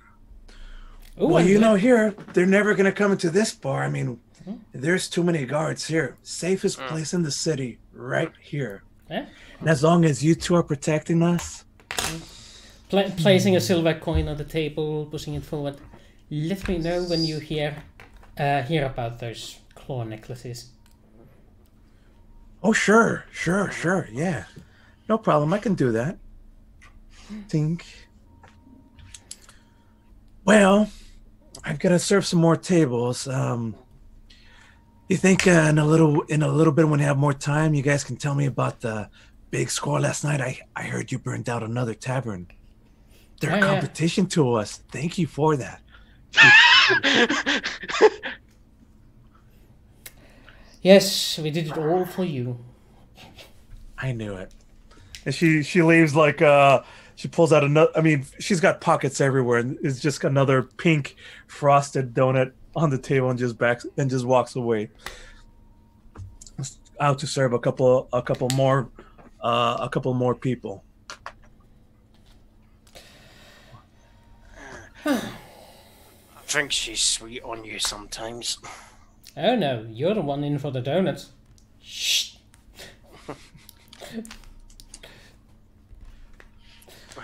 That's at this point that the door bursts open to the tavern, and another one of the guards pops Finkel. in. Sorry? It's Finkel, it's a gnome. Finkel, gnomish guy, small, shorter. Hey everybody! All hands on deck! We got an attack at the headquarters! Captain wants everybody on there immediately. Okay, And as you say this, you could hear the clanging of the bells. Bing, bing, bing, bing, bing, bing, bing, bing. Okay, at this point, Jericho stands up and walks to the barkeep and saying, "Hey, loan me that sword of yours." Yeah, sure, no problem. Here you go, Jericho. Thanks. Give I'll him give it hell. back to you. The other guards, there's like a total of 8 guards there. A few finishing their day shift, a few finishing the night shift, a few fresh to go on the 2 and night shift going, fuck. All right, let's go. And they rush up. I mean, everybody, there's half-eaten food, bits of coins still left on the tables that they all rush out. You two are the last ones there talking to Frank as he hands over his sword, and while still holding on to it. I want this back. Of course. Release it. Frank, can't. And I just like pull a coin out of my purse and I go, yeah, some donuts for the journey ahead. Sure. And at this time, sure. And he just pulls out another basket. It has another half dozen on there. Yeah. I want the basket back. What do you think I am? At this point, the bells have stopped ringing. Cut to you opening the doors to the bar, and you see like a mad dash of activity. You see a mad dash of activity. There's smoke off in the far corner. There's guards rushing towards that area. Other people, civilians are rushing against the tide, and they're trying to like. The police are trying to like guide them. No, this way. Everybody go back inside. We've got this handled as they're running towards the smoke at the center of the city. Besides the smoke and the hubbub, there's no real not anything else, any other signs of activity. Cut to you, both of you, like crossing against the tide of people. You get to around one of the corners, and there you get to around one of the corners on the way towards the onto the headquarters, and around the corner is an alleyway. You see two of the guardsmen just fighting a set of other dark robe clad young men, swords clashing. It's 2 guards versus 4 of the cultists. What would you like to do? Yeah, just quick question before we start jumping into things. How much time passed from the? It's This is an overnight. This is that happened in the day. You guys have your full. You guys rest. have. You haven't had your rest yet. Your full rest yet. You're still wounded and wary. This is the morning after. That's what I'm wanting to clarify. Okay.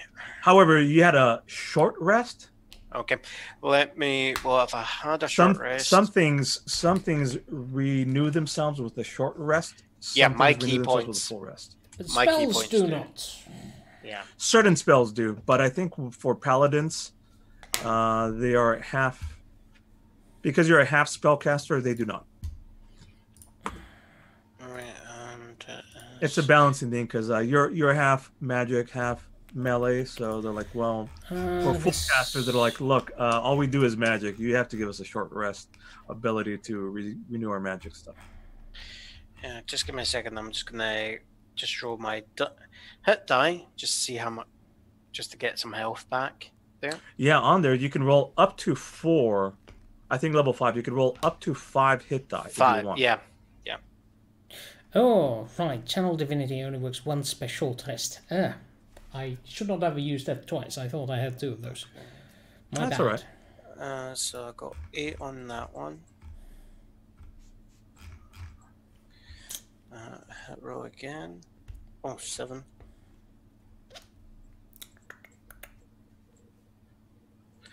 And 1 more. Oh yeah. I'll call that. I've rolled. Right. Hit points. That was I'm something. just too off. So you like that those like nasty cuts. They're like you can see they've already started to, with the meditation, they've started to knit up and all that. It's just a very nasty beginnings of a very nasty scab, and then And it leaves like a black bruise still. There's a couple of bruises, and they're turning that purple to yellowish purple. Yeah.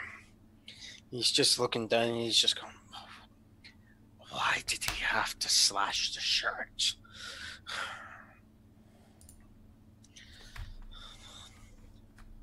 Yeah, I'm just gonna use 2 hit dice thingy. Where do I roll it there? Yeah. Yeah. I mean, I First went to one, the elf 11, armman for 11 this. HP.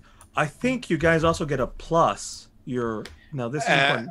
You get plus your Constitution bonus as well. Yeah, Constitution modifier. Right. So that's actually So instead of 11, it'd be 11 no. plus. It's counted in those rolls. Yeah. Actually. Oh, really? Yeah. Oh, Yeah. okay. It says D10 plus 2 there. Oh, there we go. I did not realize. Okay. Yeah, it is the system macros. As long as you set up your numbers properly, that most of the die rolls are accounted for. This is a fact of most of the official sheets. There. So we're gonna do something interesting here. Okay. This is called a skill challenge. Mm-hmm. Look at your sheets and look at stuff that you are proficient in. Mm-hmm. Okay, so there's certain things that you are proficient in and certain things that you're not. We're gonna set up a virtual system. You need to get from the tavern, the guard tavern that you're at right now, Mm-hmm. to the guard headquarters in the military district on the other side of Iman. There's There's some sort of attack happening. You need to get there in time. We're gonna roll, and to try to get 3 successes. If you get 3 failures, something bad will happen. Actually, for every failure, something bad will happen. Your goal is to hit 15 on each attempt. Now, how this works with the skill challenge is, you can say, "Oh, I want to use this skill. I want to do something special. You tell me what you want to do to try to get from point A to point B." It could be something like, "Hey, I want to quickly help out these guards overcome this group of cultists," or "I want to use my sneak ability to find this bar," or "I want to investigate," or "I want to use my perception to see if there's a quick route that I could find," or "I want to use my strength to knock down and create a shortcut." This is up to you. You tell me. Right. 3 different things. Yeah. So not the same skill 3 times. Yes. Okay. Or at least not the skill 3 times from each of you. You can be like, "Oh, I use my strength. I use my strength again. I use my strength one more time." Yeah. And you have to be proficient in it. So I think this one is, I'm going to be using kind of stealth to, as the cultists are kind of focused on the other 2 guards, to come around on the outskirts of the fight and come in behind and let you just go boom, boom, All right. Just quickly.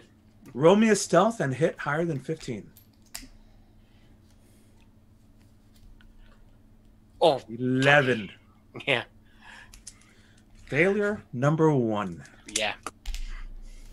Okay. So as you're there in the alley, both of you look. You turn around. Fang is nowhere in sight, whereas he's, trying to flank around from behind them. The 2 guards are fending off 4 of them. As you turn up behind them, you hit like a bottle on the ground, and it just skitters, crashes into the wall. And now 4 of them look around, and they see you by yourself, and they're surrounded. So quick melee fight happens there. They know you're there. You're able to overcome it, but they're slowing you down because you failed at your stealth. You could have quickly taken them off, but they're slowing you down. And in the meantime, the 2 guards that are there with you, they're like, "Oh, thanks for the help. We need it. Hold them off. I think we almost got him. Come on." Bam, bam, bam, bam. Time wasted. Well, you're held up there. 1 failure. You still need 3 more successes. What else would you like to do? Well, this is the point where Jericho takes up one of the fallen cultists and takes his cloak, tossing it around himself, and trying to pass off as one of the cultists to join the melee, but strike them from the behind to help his guard friends to deal with these ruffians.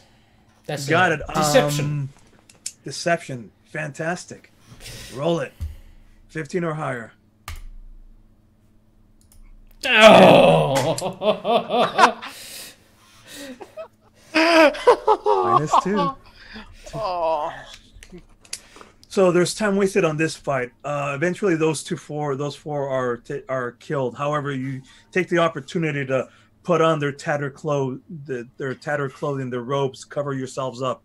You no longer look like guards. You look more like half guard, half cultists. I mean, it's still kind of ripped. It's not very well, and you use this opportunity to advance through the city. At a couple of points, both the guards try to stop you and try to fight you before you're like, no, it's me. Let me through. At other points, there's a set of cultists that are just roaming around looking to cause trouble. Just 2 of them. They see you and they they see you and instantly run through a different direction. You try chasing them down, wasting some more time, and you get to another alley, and you're still like unsure. They've disappeared. You're not fooling anybody at the moment. Just more time and more time has passed along. You could tell because you're looking down the alley, and still there's like a group of 5 guards just running all past. Clatter, clatter, clatter, clatter.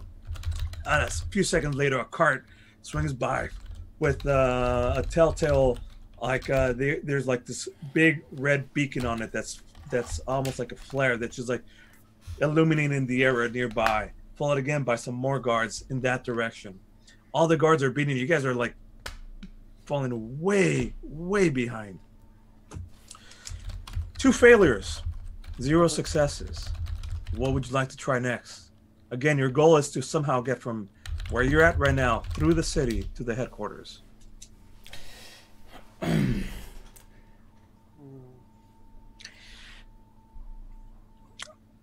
I use an insight?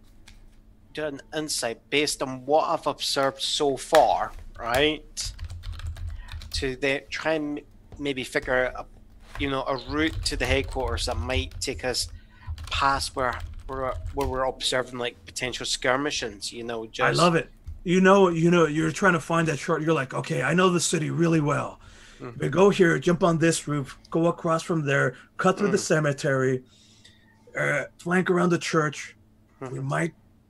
We might just curtail this. Mm-hmm. Roll it. 21 success. And that's exactly it. The guards are all going in this direction. You guys flutter off around here to do a flanking, and it's an actual shortcut because you can just go across the river, cut through the cemetery. Or actually, you tell me how you're doing it. It's like what we're going. It's like the guards are. A lot of the fighting's been on the main streets, so yes. I'm cutting through the sketchiest alleyways that most guards they wouldn't go in there unless they had half the squad with them. Yes. I'm just going. It's going to take us forever if we follow these guys this way. Fantastic. And it's like I'm probably like pulling poor Jericho through like alleyways that he might not even know exists, or yeah, that's what I would think. But Jericho is just like, oh well, usually this way is too much of a work, but that's a good idea.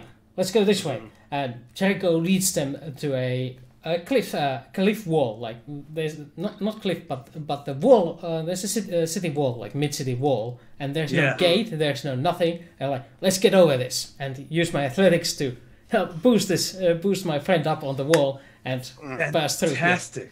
That's why this is a shortcut, because otherwise this leads to there. You get across the wall. Yeah. Boost it up. Roll it. Yes. 24. It's one roll from failure as success. This whole thing, one roll. 2 to 2, and as you climb up to the top, the camera follows you with you, and past your head, cut to your point of view, you can see off in the distance. There's a couple of skirmishes where a couple of the guards are fighting off a couple of people. Other ones further down the line. They're trying to bust through the actual headquarters doors. There's a section in the back where the headquarters is actually causing smoke. There's still about maybe half a mile, maybe a quarter mile for you to traverse. We have one more chance. Success or failure. I have an idea. There's a gladiator school right over there. We jump down there and convince them to help us get to the headquarters. Fantastic. You jump down and there's a couple of them already starting to get ready. In fact, they have a chariot. They have a fast chariot one each with 2 horses on each side. They're getting ready to jump on, and you jump the fence, get onto them. Are you guys guards? Yes, sir. We need your help immediately. This way. And I roll my persuasion. I'm just flashing my badge. You're all being shouting. You're all being deputized. You heard the man. Get your gear and let's go. Lead the way. I take control of one of the chariots. This one is mine. I actually have the required skill for land vehicles. Nice. The tool proficiency, land vehicles. So, come on. That would have been your third. I mean, if you needed one more, that might have been like it. Yeah, I considered between that and that, but hey, the gladiator thing came first. But when you mentioned chariots, I was. Yeah. I'm just gonna jump into the same chariot, and I'm just gonna start pulling out darts from the bandolier and just readying them in my hand. Next thing is roll me roll me for handling, because you're now it's cut to you get in the thing, you get behind them. Yeah. Which skill does which stat does land vehicles use? Now, is it intellect or like all other tools, or is it some other skill? Charisma for controlling the animals, or could it be an animal handling check at the same time? No. It's usually when talking about land vehicles, you use the tool proficiency, not the animal handling. Oh yeah, I know what you're asking for. Usually tools use intellect, intelligence, but I don't know. Basically, with vehicle proficiency, you roll and you just add your +3 proficiency, and I think what's that? That's the question. I think it's just I think it's its own thing. However, you can add usually tools use intelligence, but yeah, let's do intelligence. I like it. Okay. That one's iffy, and I could let you persuade. 7. I'm not very good at this. It's not a model I'm used to. It's however, because there's. There you go. You get on it, and at first, like the horses, when you go, yeah, they just bolt, and you were not expecting this speed. Ooh, this one has too many horsepower. It literally has 3 horsepower. So yes, you're only used to 1 horse. This is 50% more than I'm used to. I'm used to 8. And you're having a hang on. In fact, there's like a fence that holds it in, and just cut to bursts open. The fence bursts open as the chariot just flies by in slow motion. Exactly, followed by like a couple of more people on chariots lagging behind. You obviously picked the fastest one. And there's a more of them on foot, followed by more and more guards. Eventually, you fly past a couple of scuffles. At this point, it looks like the cultists are. There's only like a handful of cultists, and they're starting to go away. A few of them are being arrested. A few of them are being arrested. The doors. You get to the front. The doors burst open of the headquarters as a couple of more cultists stumble out and land onto the floor face down, smoke pouring out from the interior. There's a couple of the guards still following afterward, going. They're getting finally fresh breath air. The air rushes in to clear out the inside. That's where you cut to, you guys jumping off of the chariot, rushing into the headquarters. Yeah, you look inside. For the most part, there's like maybe 5, 6, 7, 8, 9 scattered guards just on their sides, holding a couple of wounds. There's fire. There's splotches on the wall where you could see arcane magics have hit. There's weapons and fallen bodies on the floor. Doors have been burst open. There in the middle of everything, you see Captain Holt just with a cloth across his mouth. They went that way. They're going towards the armory. Go now! Go now! He sees He looks at both of you, and while he starts pointing your way, you instantly just bolt past where he was pointing through into the into like towards the armory. You could see immediately there the room, the doors are burst open. There is where flashes of light. There's a green flash of light and fire popping, bursting out of there, casting a long shadows in the room. You're not quite there yet. You're running up to the room where's the armory. Just about to go around the corner. You look through. Actually, before you even around the corner, is there anything special you would like to do? Yeah, way things doing this, he's not moving around. He is just doing the straightest line. So if there's like a fallen beam, he's just like hopping over it, or he's rolling under it. You know, he's just parkouring it Fantastic. across. It doesn't matter if there's something that's going. It just depends on how high it is. He's either just rolling over the top of it, or there's a lot of obstacles. There's a fallen statue. There's a table and a bench has been turned over. Couple bodies here, and there's a little bit of a fire pit where you can see like it's a greenish fire that's happening there, where some errant spell caused an area of effect. You're there just moving in slow motion, bouncing off one thing, parkouring off the other. Yeah. Why don't you roll me an athletics? Is it an athletics or an acrobatics check? Acrobatics. 20. 20. Like nothing. I mean, you're Neo in slow motion, just jumping off of the walls, single-handedly putting your hand down and just hopping over upturned bench. There's that green fire, and you just like do one of those nice little flip straight over and still land running and just go through. Jericho is lagging behind, mostly because he's like green fire.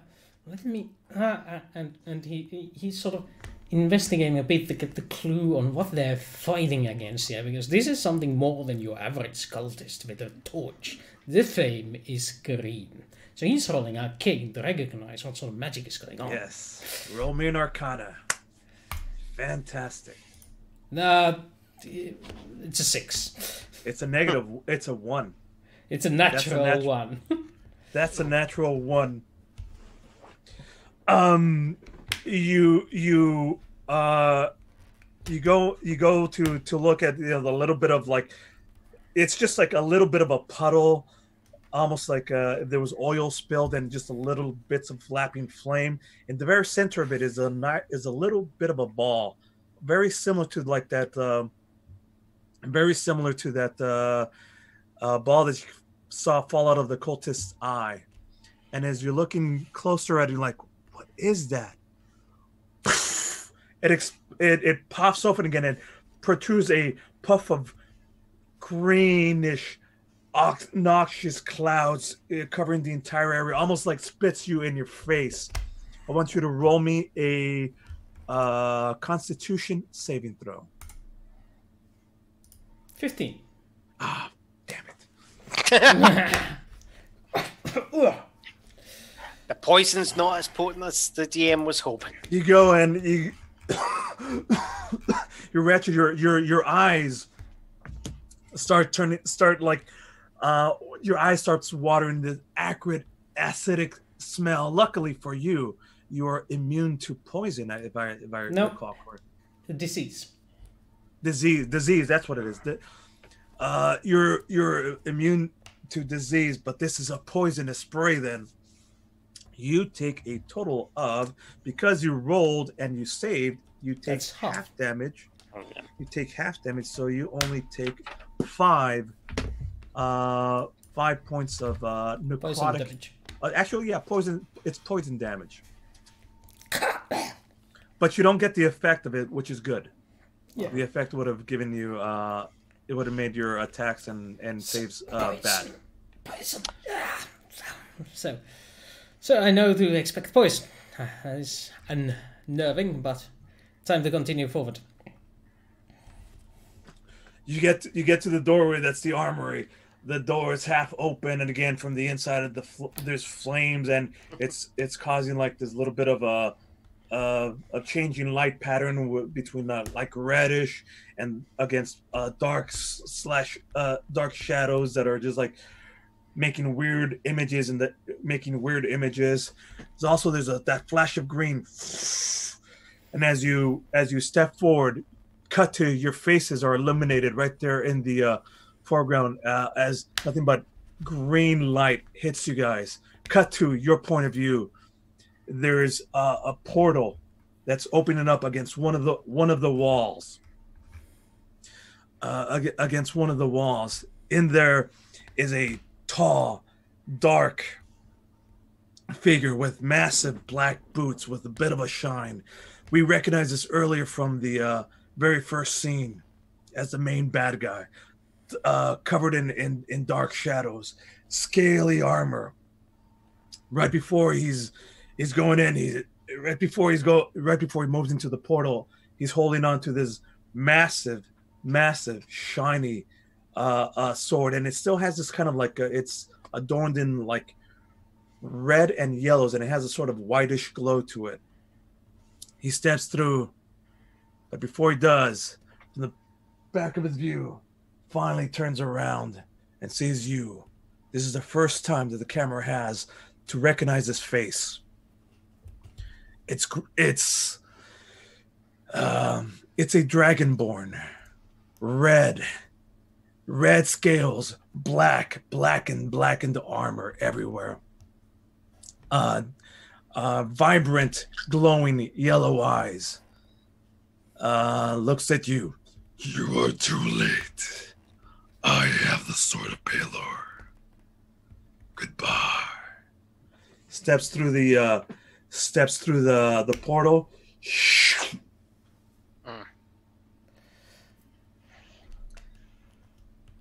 Damn.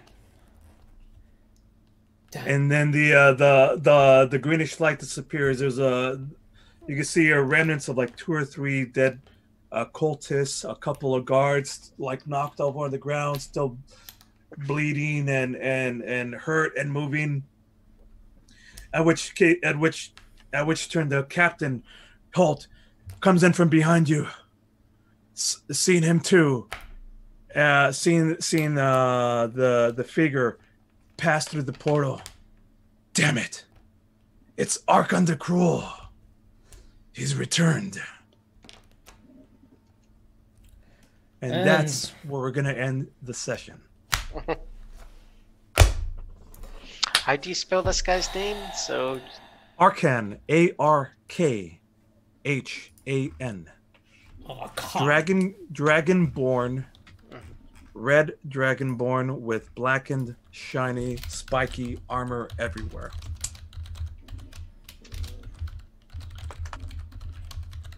Archon the Cruel.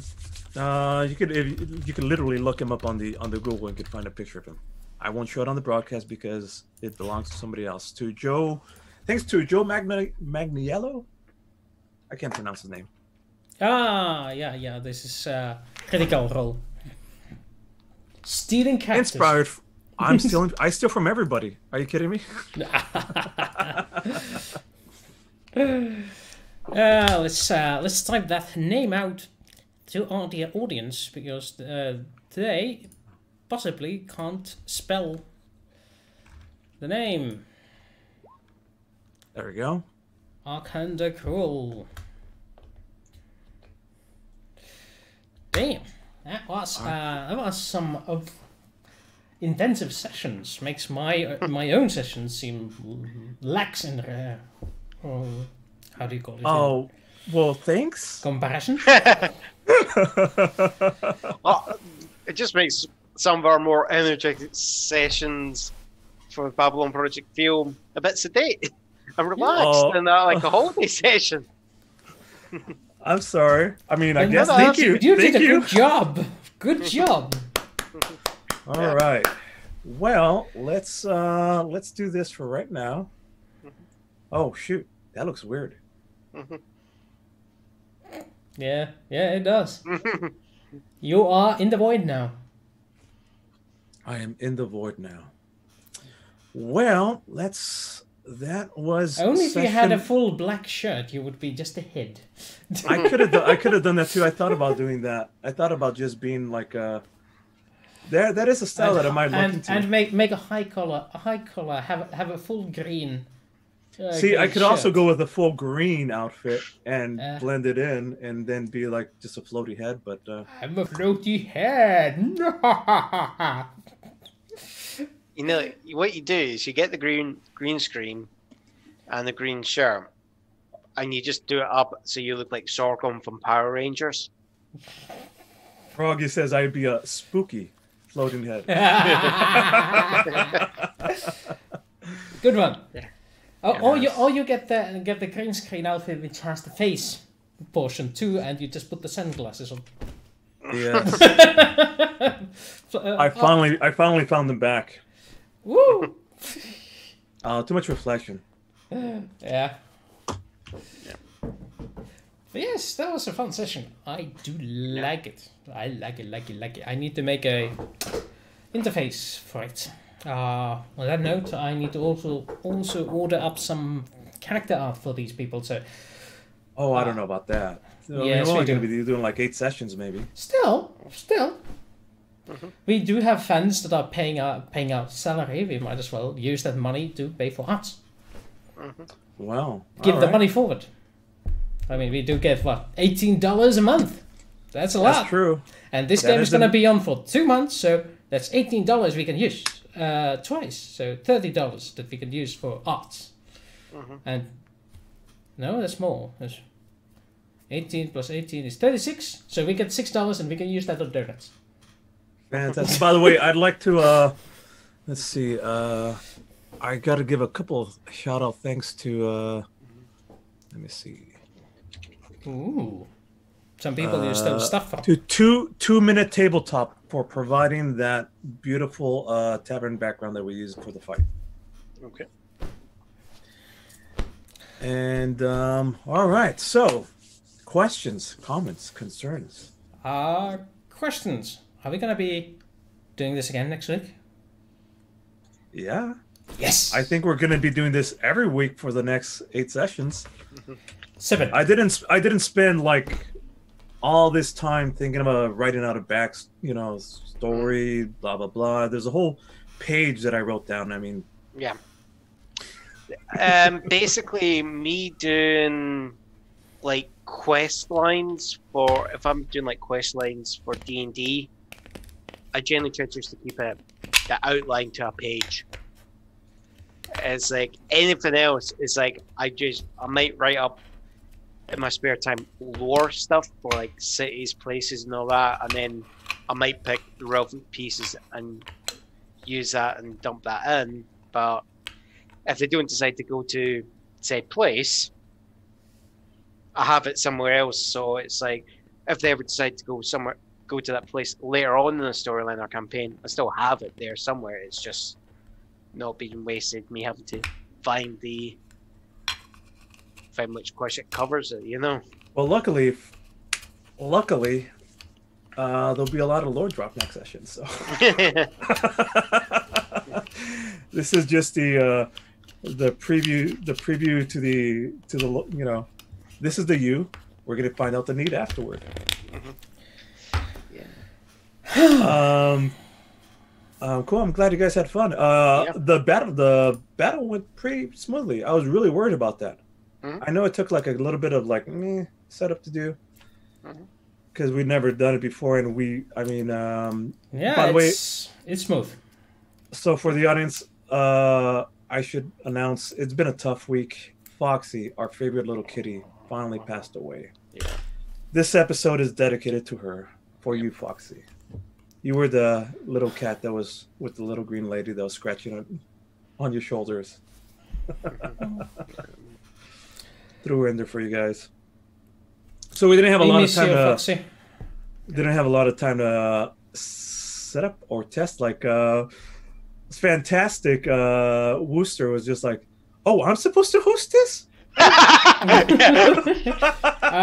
It's 5 to the show. Let's do something.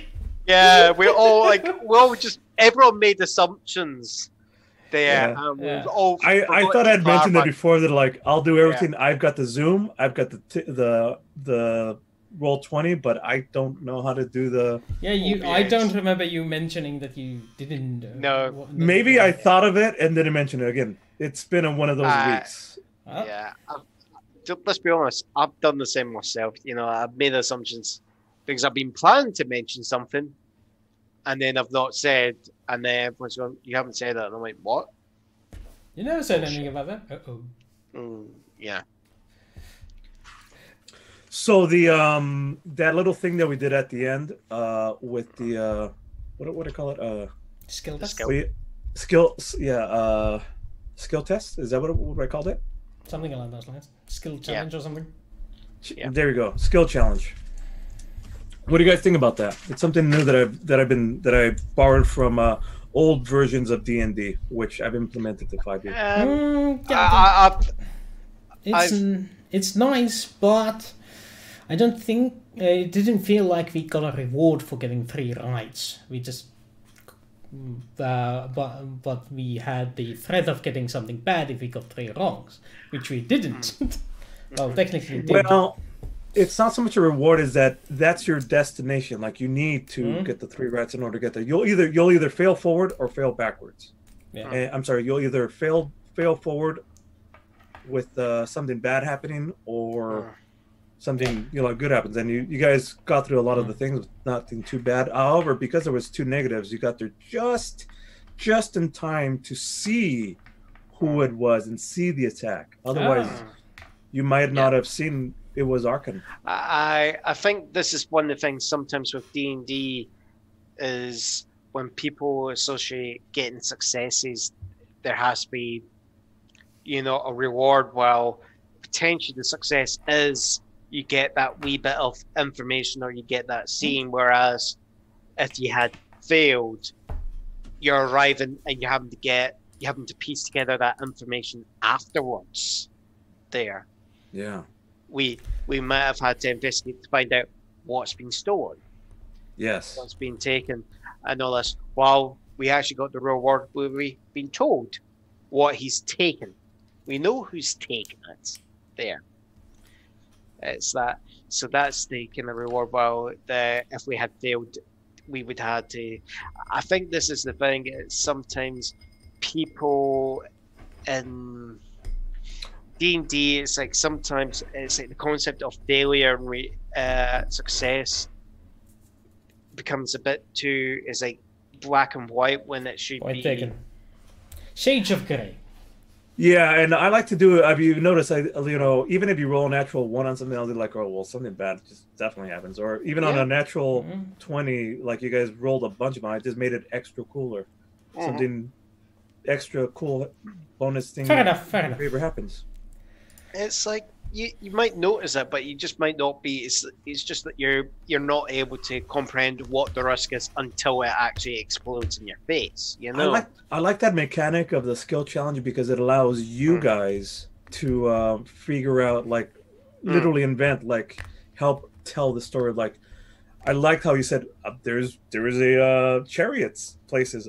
I see them and I convinced them to help us out. That was fantastic. Yeah.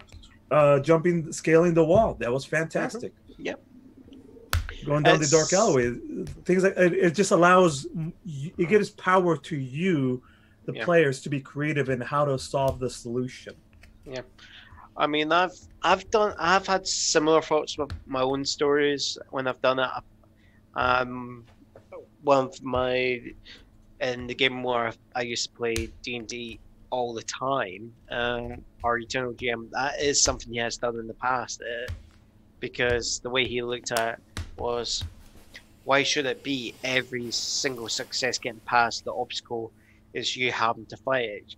Could be just you successfully sneaking past, whereas the failure might be you raise the alarm so that if you're then you might successfully run away, but if you're then trying to sneak past the final guards, they are more on alert because they've heard the Kamakas you've raised in the camp before them, you know.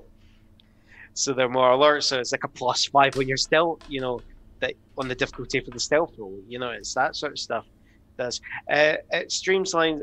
It's advantageous when you're wanting to stream roll, and you're not wanting to get caught into it's just like a constant, the entire session is just you constant fight, and you've got battle fatigue from it because of that. Yeah, and again, even though there was another attack, I didn't want you guys fighting them. I just wanted you to get there. You had your fight earlier, and I wanted to introduce that. Yeah. Again, with this has to do with movie story structure. The first episode always shows the world, explains to the audience, here's how the rules work in this. From now on in the future, here's what you can expect. Also, here's our characters. Yeah.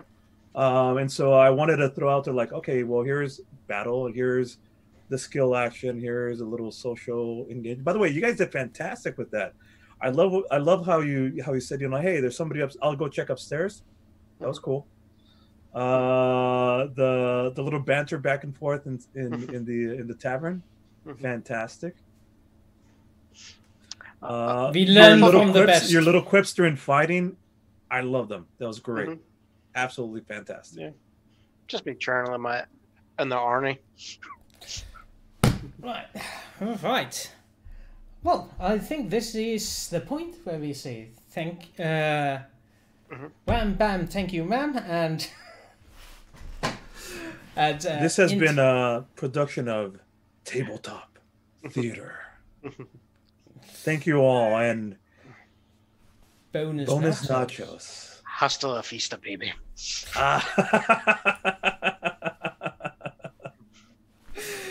Bye-bye.